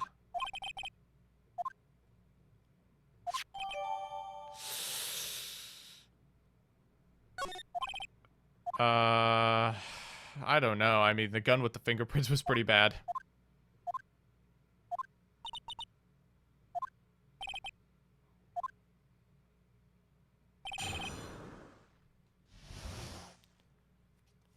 Okay, Gumfuck, what do you got for me? I'm sorry too, Gumshoe. Why didn't you say so in your testimony earlier? You're kind of scary today. Jesus Christ. This is the costume the defendant was wearing at the time of the crime. Maya's costume? Yeah, she was wearing this when we arrested her. It's covered in blood. How do we know it's blood? Lab results show it's the victim's blood. Fuck. There's blood from the victim on the defendant's clothes. Not good. Whoa, hey! Whoa, whoa, whoa, whoa, whoa, whoa, whoa, whoa! Hey, what's going on? No, no, no, I wanna hear some more shit.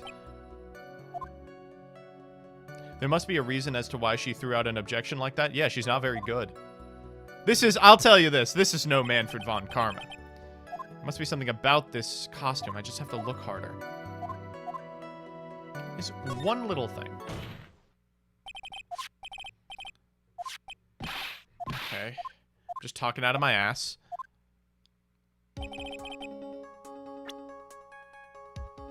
Oh. Well, that's strange. What's going on in the, over there? There's a tiny hole here. That wasn't in the report. Hold on. This hole smells of gunpowder. Interesting. I found the hole. Literally. It's a bullet hole. Order, this is a very grave matter. Guess we messed up, sir. She's smiling? Uh-oh. Pull yourself together.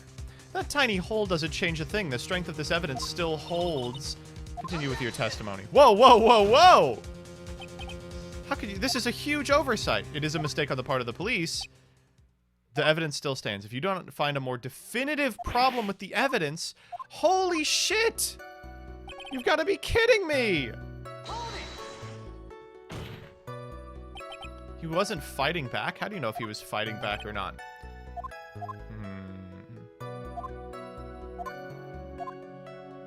The victim did fight back.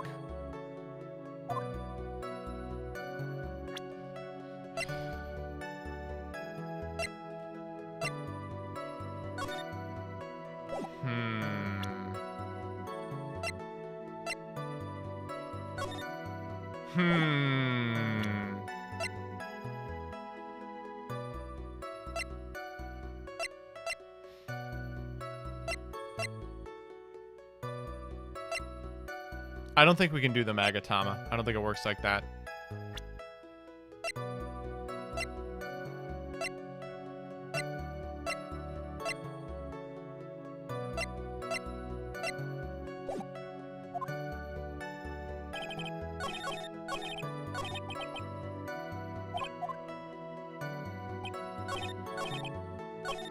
Okay, so it's this one. The defendant attacked and killed a person who, without a doubt, was not fighting back.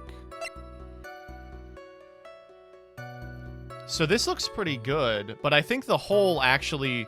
The gunshot was fired from behind it. We can present it anyway. Music doesn't stop.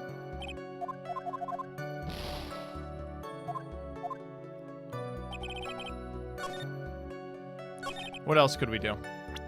I guess the gun has 2 people's fingerprints on it, right?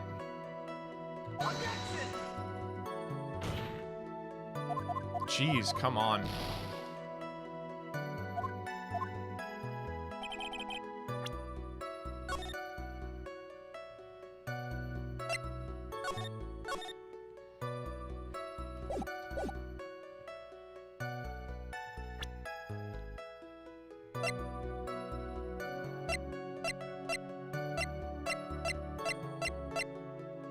Two shots fired. Where's the other shot?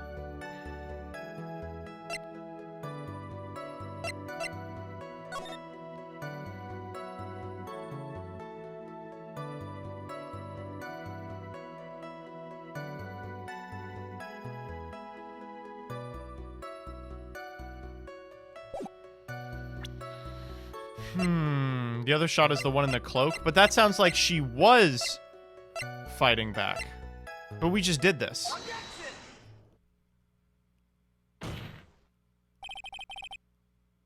Alright. I guess that us doing it earlier didn't count.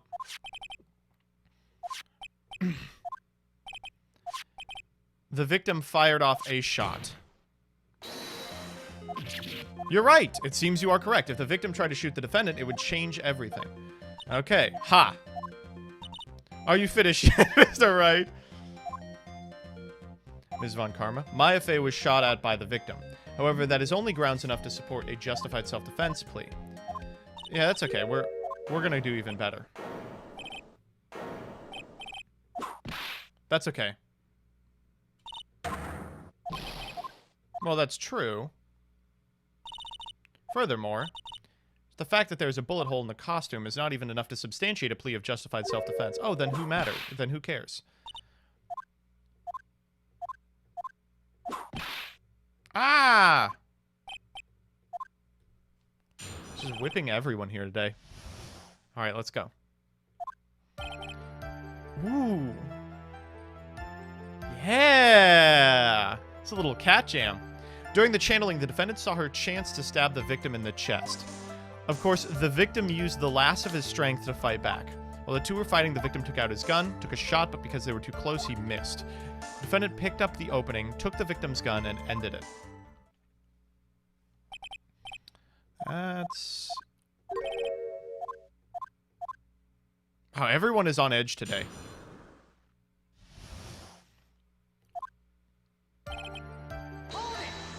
Oh, yeah? There's quite a difference in height between Dr. Gray and the defendant. Oh, here we go.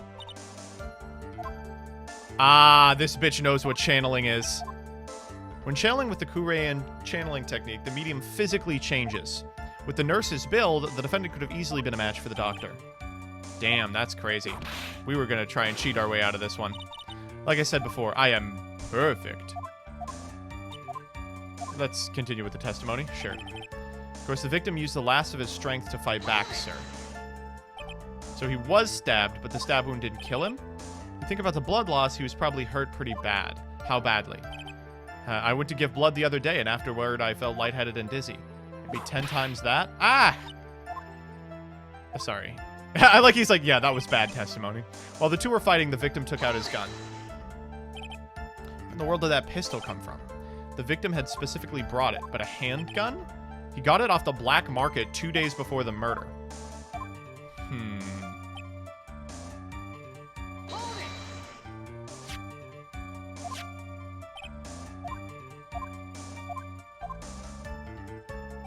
The defendant then picked up on the opening, took the victim's gun, and ended it. Maya has never fired a gun before in her life. She'd already taken off the safety. Even an amateur can fire just by pulling the trigger.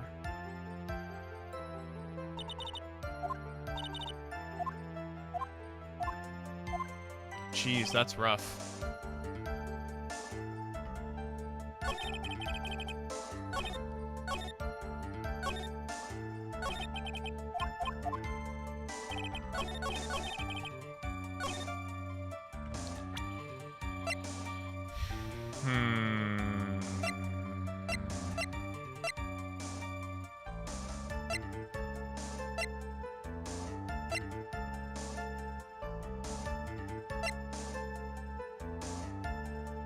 What if we try presenting the pistol?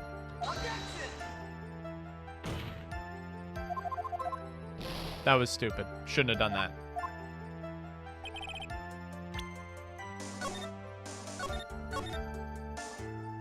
What if we try shooting Von Karma? Good idea.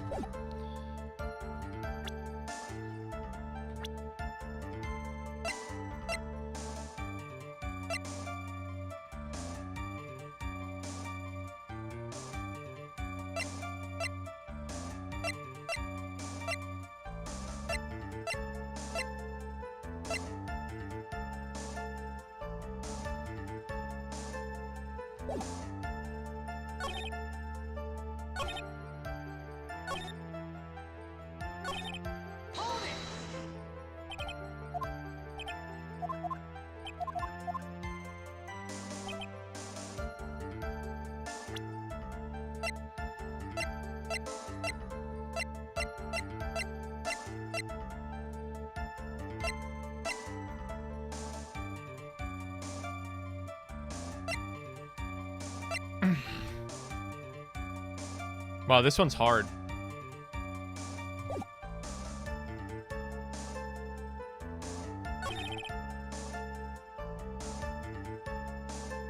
Revolvers don't normally have safeties. We already went for the gun here.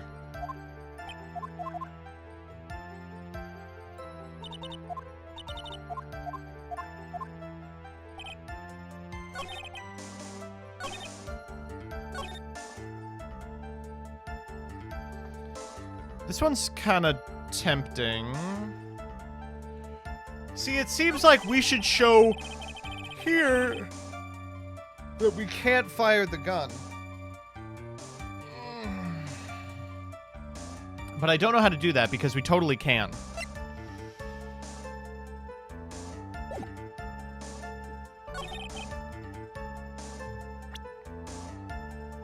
Because they were too close, he missed. Yeah, like they were too close for that shot, but they weren't too close for the kill shot. Let's try that. Nope.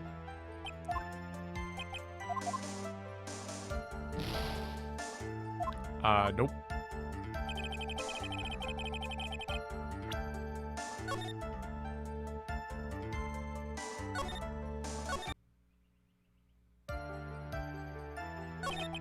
God, this is so bad. The victim used the last of his strength to fight back, sir.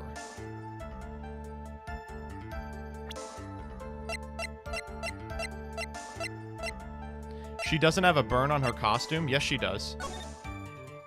That's a burn. Gage is going to shit. Sorry, MBT. After finding out how many millions of dollars you make, I can no longer support you. I appreciate it, Super Scoot.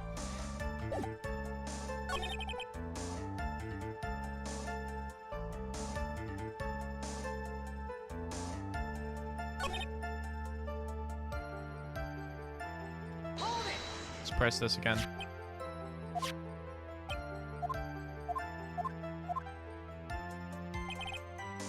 Alright, I mean, I'll try it. Whatever. Whatever.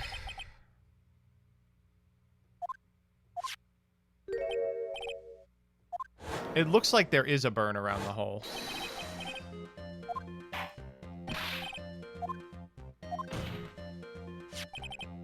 If that were true, where's the gunpowder burn on the costume? It kind of looks like it's there. This is what you testified earlier. When something is shot from point blank, a burn area is left around the bullet hole. But there is not a single trace of gunpowder burn on this costume. That is a very good point. What does this mean? It means when the shot was fired, the two were standing apart from each other. I'm disappointed, Mr. Phoenix, right? You think you could punch a hole in my logic with that? Okay. In the middle of their fight, the victim pushed the defendant away, and then when they were separated, he fired. How is that? Well, that doesn't work, because then she has to fire back. The wound from the stabbing was very severe. Also, the victim would not have the strength to push the defendant very far after that. Oh! Got her. Well, then. That's right. The defendant must have pushed the victim away. After stabbing him, she put some space between the doctor and herself. Then the doctor took his shot. Oh, that should satisfy even you. Oh, then why is there gunpowder burn on the,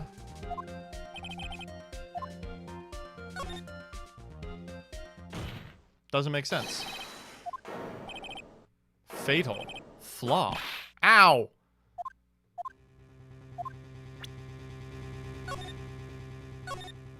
Save scum.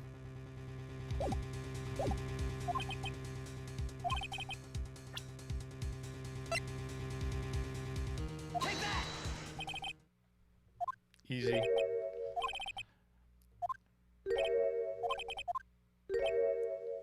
What?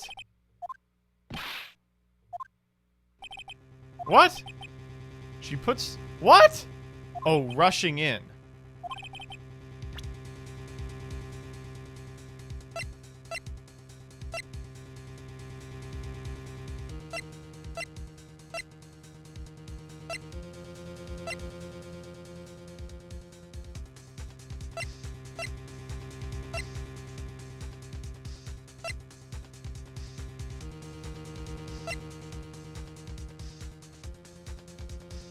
We could try this. All right, let's go. We're doing it now. The bullets went through the defendant's sleeve first, then the folding screen. That's at a height of approximately 8 inches off the ground, which means when the shot was fired, Maya, or the defendant, was not getting ready to strike, but was actually squatting low to the ground. Please take a look at the diagram. The victim was here when he fired the shot. The bullet hit this folding screen. I think it entered the screen from behind because someone was behind there and shot him in the head. It hit at this location 8 inches off the ground. At this time, the defendant was in this area. Fuck. Like right here, right? Maybe right here.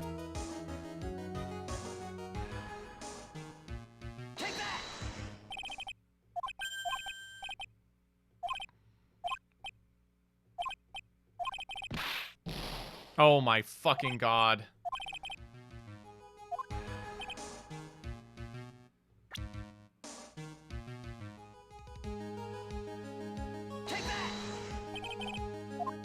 Oh my god, that's the same place. We know the defendant was close to the ground based on the height of the bullet hole. But how can you gauge distance from that? Isn't it possible the defendant was standing much closer to the victim? That's impossible. But why?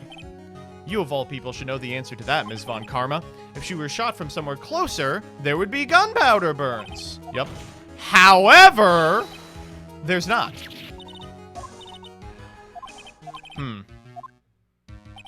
The defendant was standing a ways from the victim where she was shot at. Has that changed the defendant's situation? It has changed everything. The prosecution claimed the defendant was aiming to kill by stabbing. If that were true, delivering the final strike with a knife would be ideal. Where was the defendant during that time? Scotty G, thank you for the subscription. Squatting all the way down by the folding screen. If Maya Fey was the real murderer, why would she be by the folding screen instead of preparing to strike? Figuring things out is your job. Okay. The rest of the trial should be Oh, God. You are such a smart man, Mr. Phoenix Wright. To think you've been able to take a completely hopeless case to this point. Now I know why Papa had a tough time with you. You amuse me. I hate this character. Ah, stop. Stop fucking... Detective. How is this my fault? Jesus Christ. Punishment? Well then. Think I've had all I can take of this detective's face. Next witness. Alright, Lotta.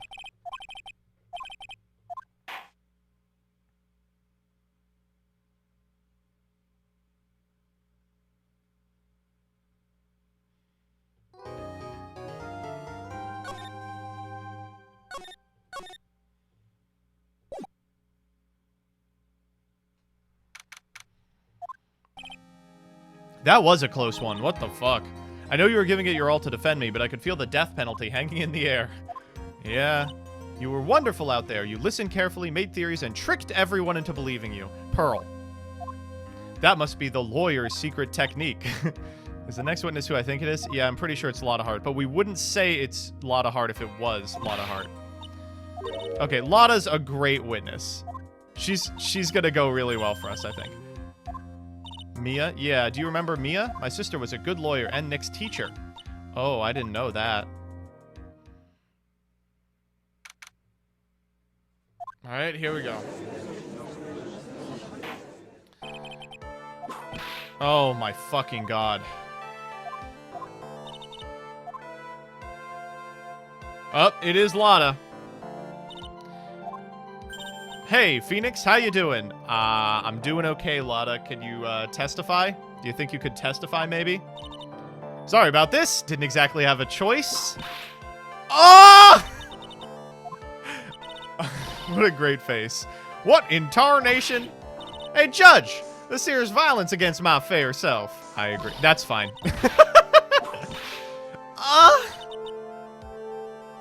Oh my god.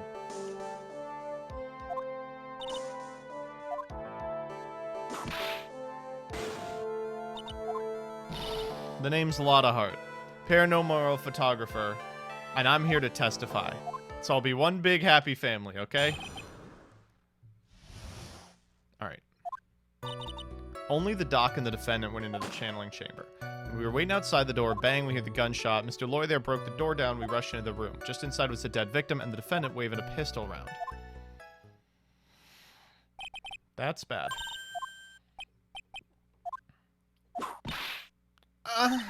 Does it look like it? Just show the picture.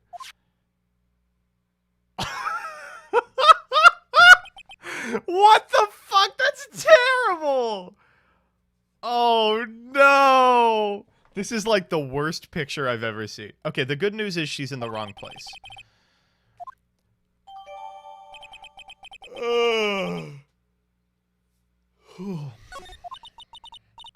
Yeah, I'm ready.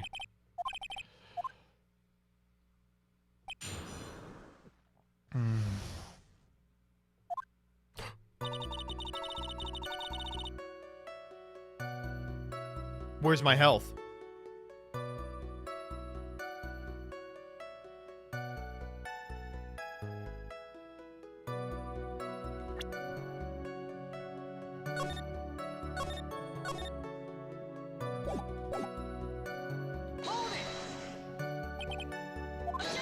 Jesus Christ, shut up.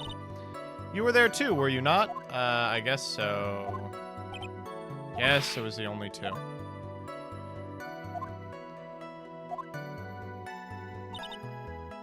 We're waiting outside the door and bang, we hear the gunshot.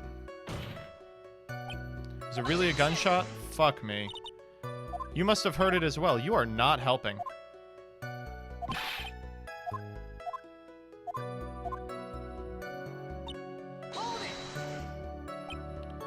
This Mr. Lawyer there broke the... Oh my god, we're really fucking this one out. Huh. What did you see once you broke in?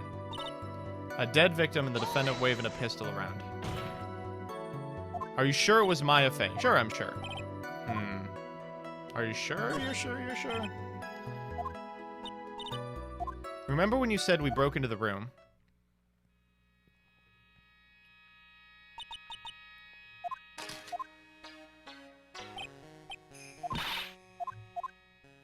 You said, is that Maya? Ah, well, you see. Whoops. Sorry. Okay, good. Your defense is terribly lacking. Shut up.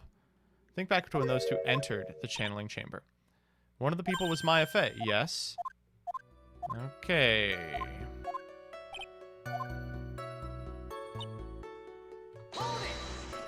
I mean, and us, right? How can you be sure of that? That old witch chased us out of the room. Old witch. What about behind the folding screen? What? You reckon that's a given? I took a good room. If you would not say rec given, do you see a problem?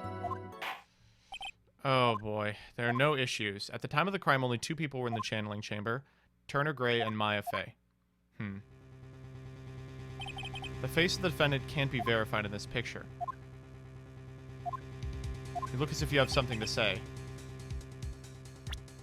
I mean, we have something to say.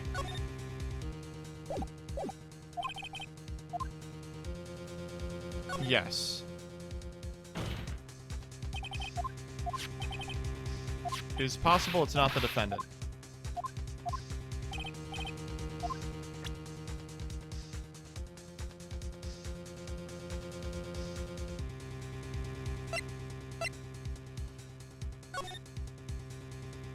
Oh god, there's no way. You think it's badge? Alright, let's do badge.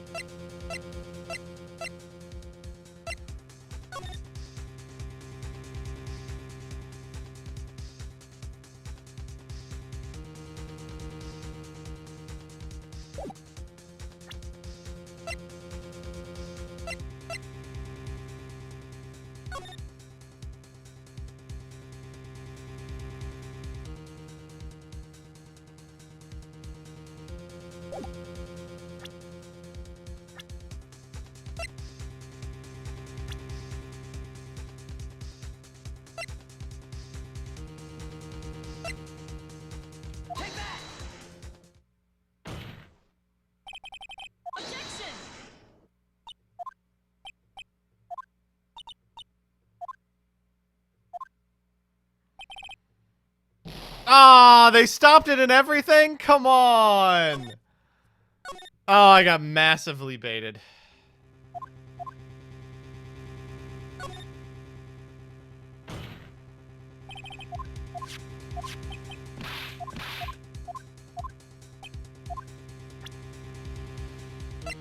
Okay,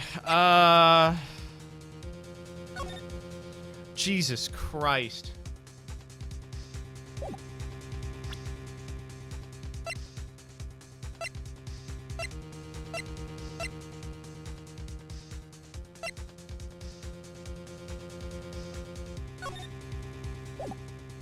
Is it Mia? I don't think so.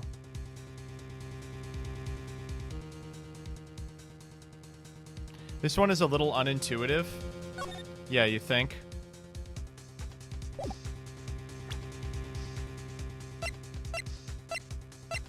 Think about if the photo matches the evidence you have. It doesn't, obviously. So Maya's in the problem is Maya is in the wrong place here, right? She's supposed to be on the other side of the guy, right? But I don't know how to express that given the evidence we have.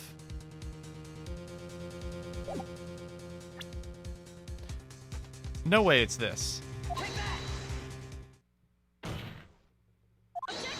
Okay, no.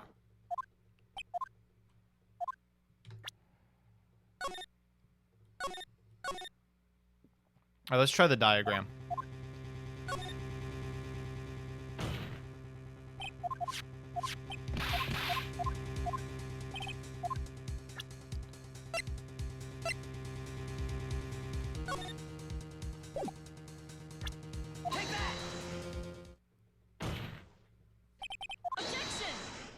God damn it. It's not going well. Okay, let's look at this picture some more. Obviously, there's no way I can...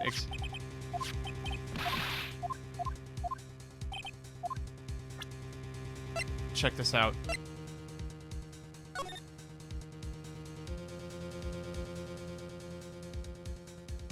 Is he laying on the knife? Is that what's going on here? He's doing like the Family Guy death pose.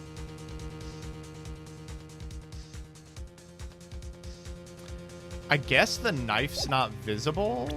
I think he's laying on it. I had no harm in trying and then scumming again. Fuck. Come on.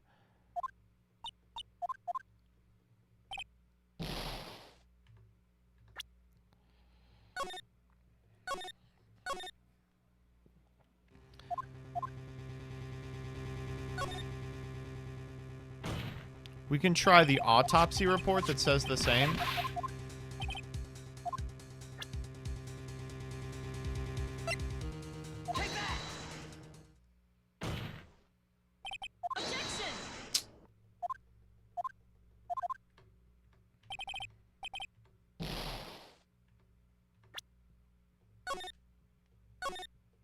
What if we say no?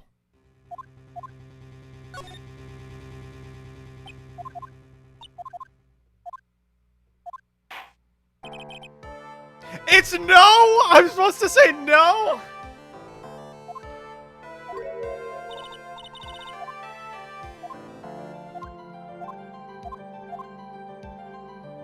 Holy shit. Phoenix! Phoenix, come on. What?!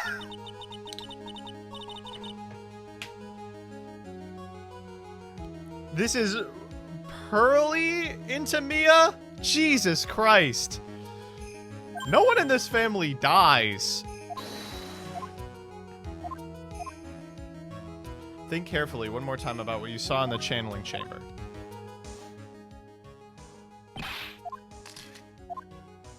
Yeah, what we saw was her on the opposite side.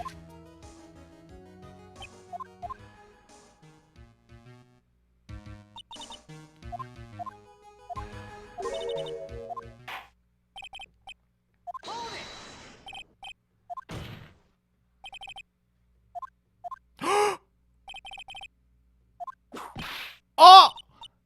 Oh, what a cocky little prick. Von Karma's case is absolutely flawless.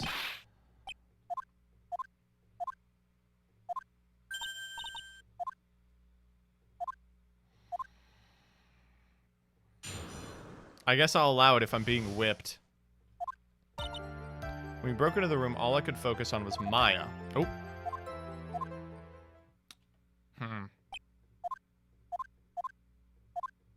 I'm ready. Let's go.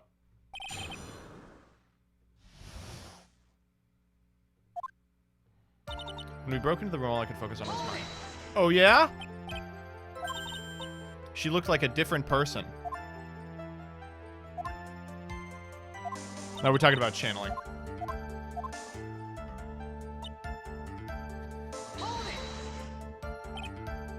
Then perhaps that body was not Dr. Gray's at all. I guess that's possible.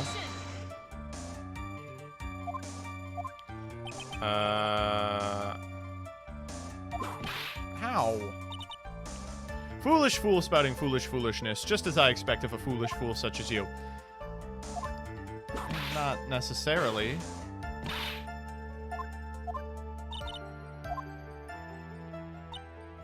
I thought you were a paranormal photographer. That's why I'm getting out of this business. I'm gonna be a tabloid photographer. Cool.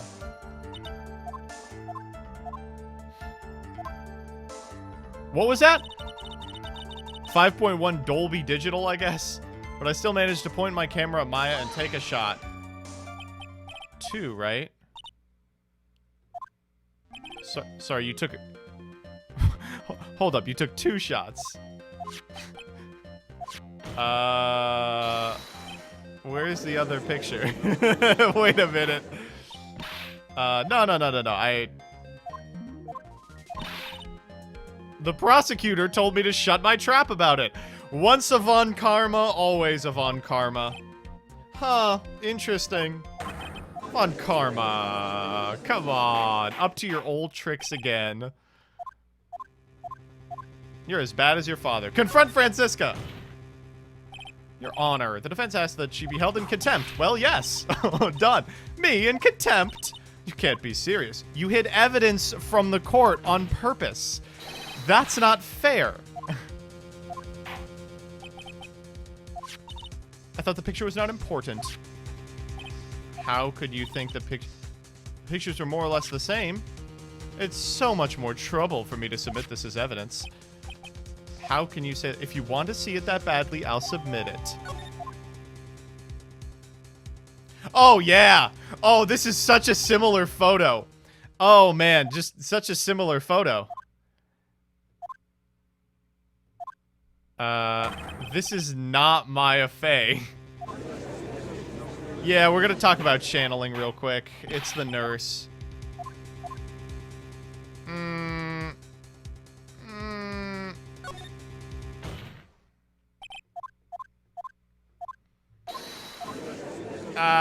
I don't know if we should be lying about this.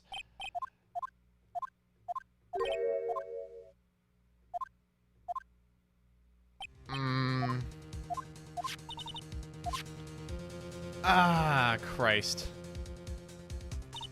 This was taken yesterday in detention center for visitor's room. This is Mr. Phoenix Wright and the defendant Maya Fey during his visit. But isn't this a totally different person?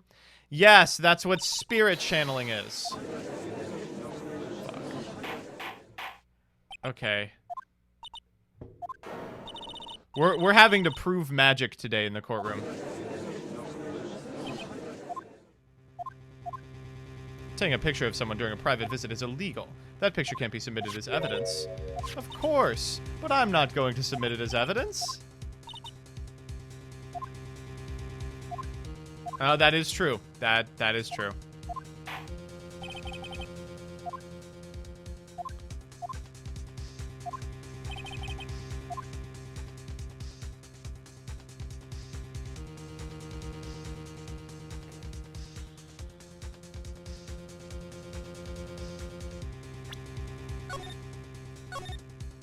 I feel like I can.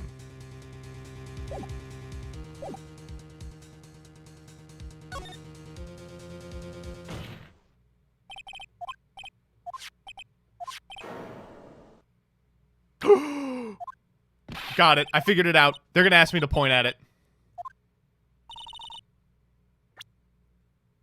What's so strange about this picture? Gee, I don't know. Barnacles, I don't know. Maybe there's no fucking bullet hole!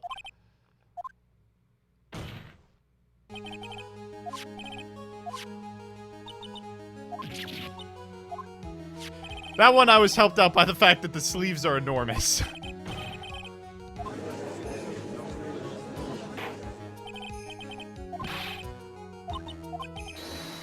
Oh, once avant karma, always avant karma. God damn it.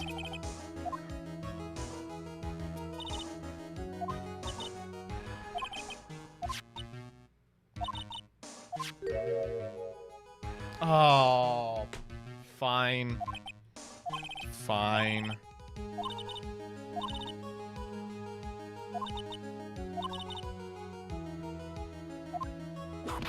Oh no, Gumfuck getting his salary cutting. No! Gumshoe! In any case, yeah. However...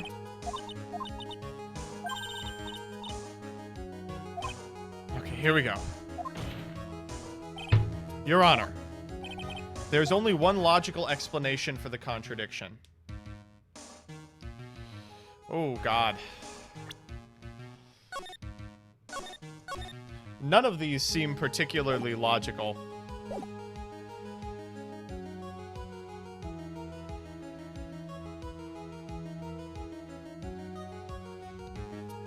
I don't think the picture's fake, because we were there when she took it. The bullet hole was made later is close. The shooter is someone else. I like the bullet hole was made later. But that doesn't really do anything here. I think we want to say the shooter is someone else.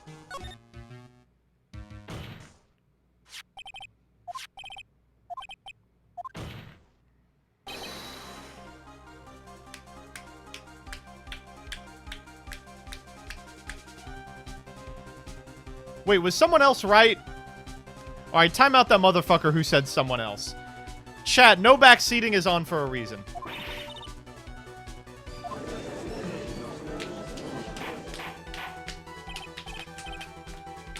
Order, order, order. If order is not restored, I will suspend this trial. Oh my god, whip. The defense's argument is a complete mess. Yeah, of course. Hey, witness. Be quiet, you. You were the one who said that it was only the two of them when you entered the room. Well, you know, right? Look, listen, why don't we say you, I swear I wasn't lying or nothing. There wasn't anyone else in there. You see? Now riddle me this. Where did the defendant vanish to? And where did this other woman appear from? I don't know. I have no idea. Where did the defendant vanish to, and where did the person come from? That's right! Now hurry up and answer. Okay, come on. Christ, we are trying here. How am I supposed to prove something like this? Turn things around. Yeah, here's something we can turn around.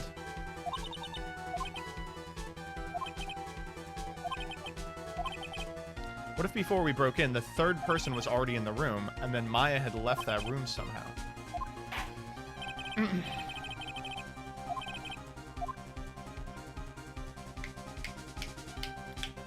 I like a third person had entered.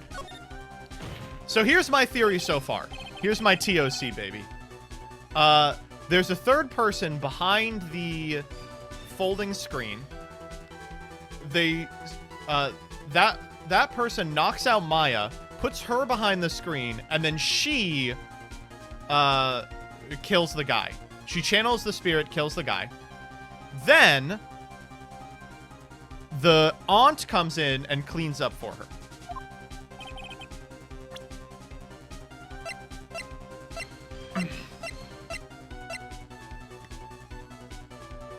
Here it is.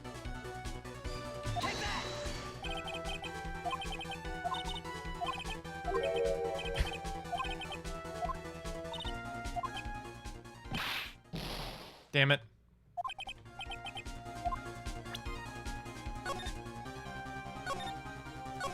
Thank you.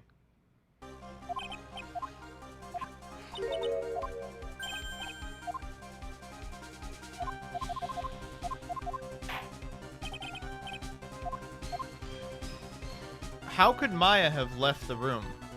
Oh.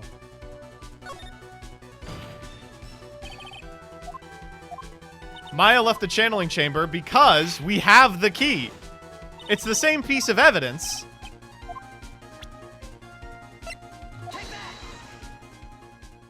Easy. Miss Hart, do you remember this key? That's the channeling chamber key, yes.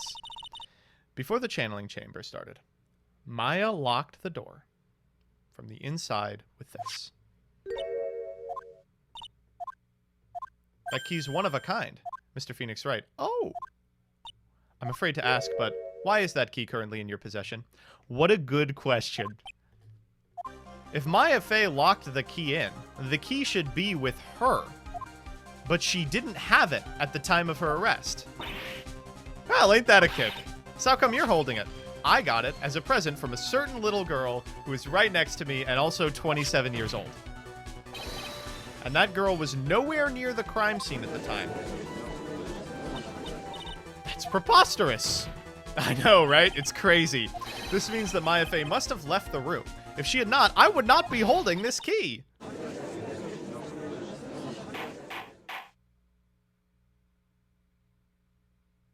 Damn. We have come to an impasse. This picture clearly captured the face of the murderer.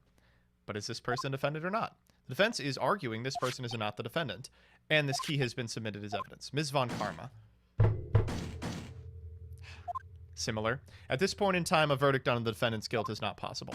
My perfect case! How is there a flaw in my perfect case? Don't think you've won yet, Mr. Phoenix Wright. I am a prodigy! I have never lost a case! I would say that probably everyone we face has never lost a case. And I don't intend to lose in this courtroom to a fool like you. I don't care what I have to do. I will get my guilty verdict. That was her father's downfall.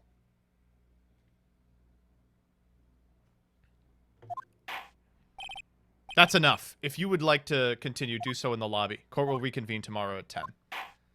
Whew. Oh my god. Let's go. Oh my god. I felt I had no choice. Great going. You did a good job. Nick, I know you're trying really hard, but I don't remember ever leaving the room. And I don't think that a third person could have gone in. Yeah. Well, we'll figure it out.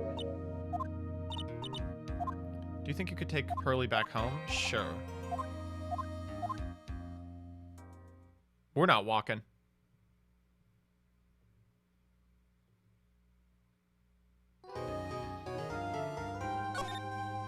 Ugh.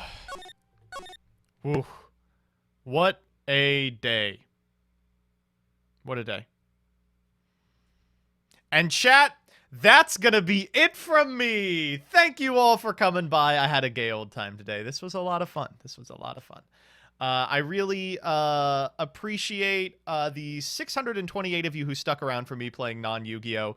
Of course, I am trying to branch out into non-Yugist things. We will be wrapping up this case next Thursday at 10 a.m. Eastern Standard Time. But if you want to see me talk over Talkie Man, play some Chaos Drafts, some Progression Playoffs, some current formats, some one-take testing, then you know where to find me next Monday at 6 p.m. Eastern Standard Time on this here channel. Very, very happy that I get to share this with you all. And I will see you at that time. I guess I'll give you some quick updates about this week before I go. Don't forget, the Chalice Slime Monthly is going to be October 23rd. So if you are interested in playing and you think you have a good shot or are a Patreon, you know, call off in advance of your job if you work Saturdays.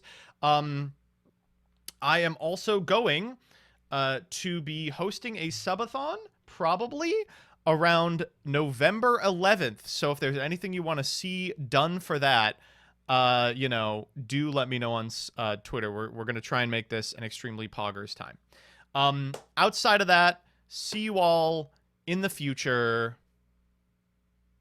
Bye-bye.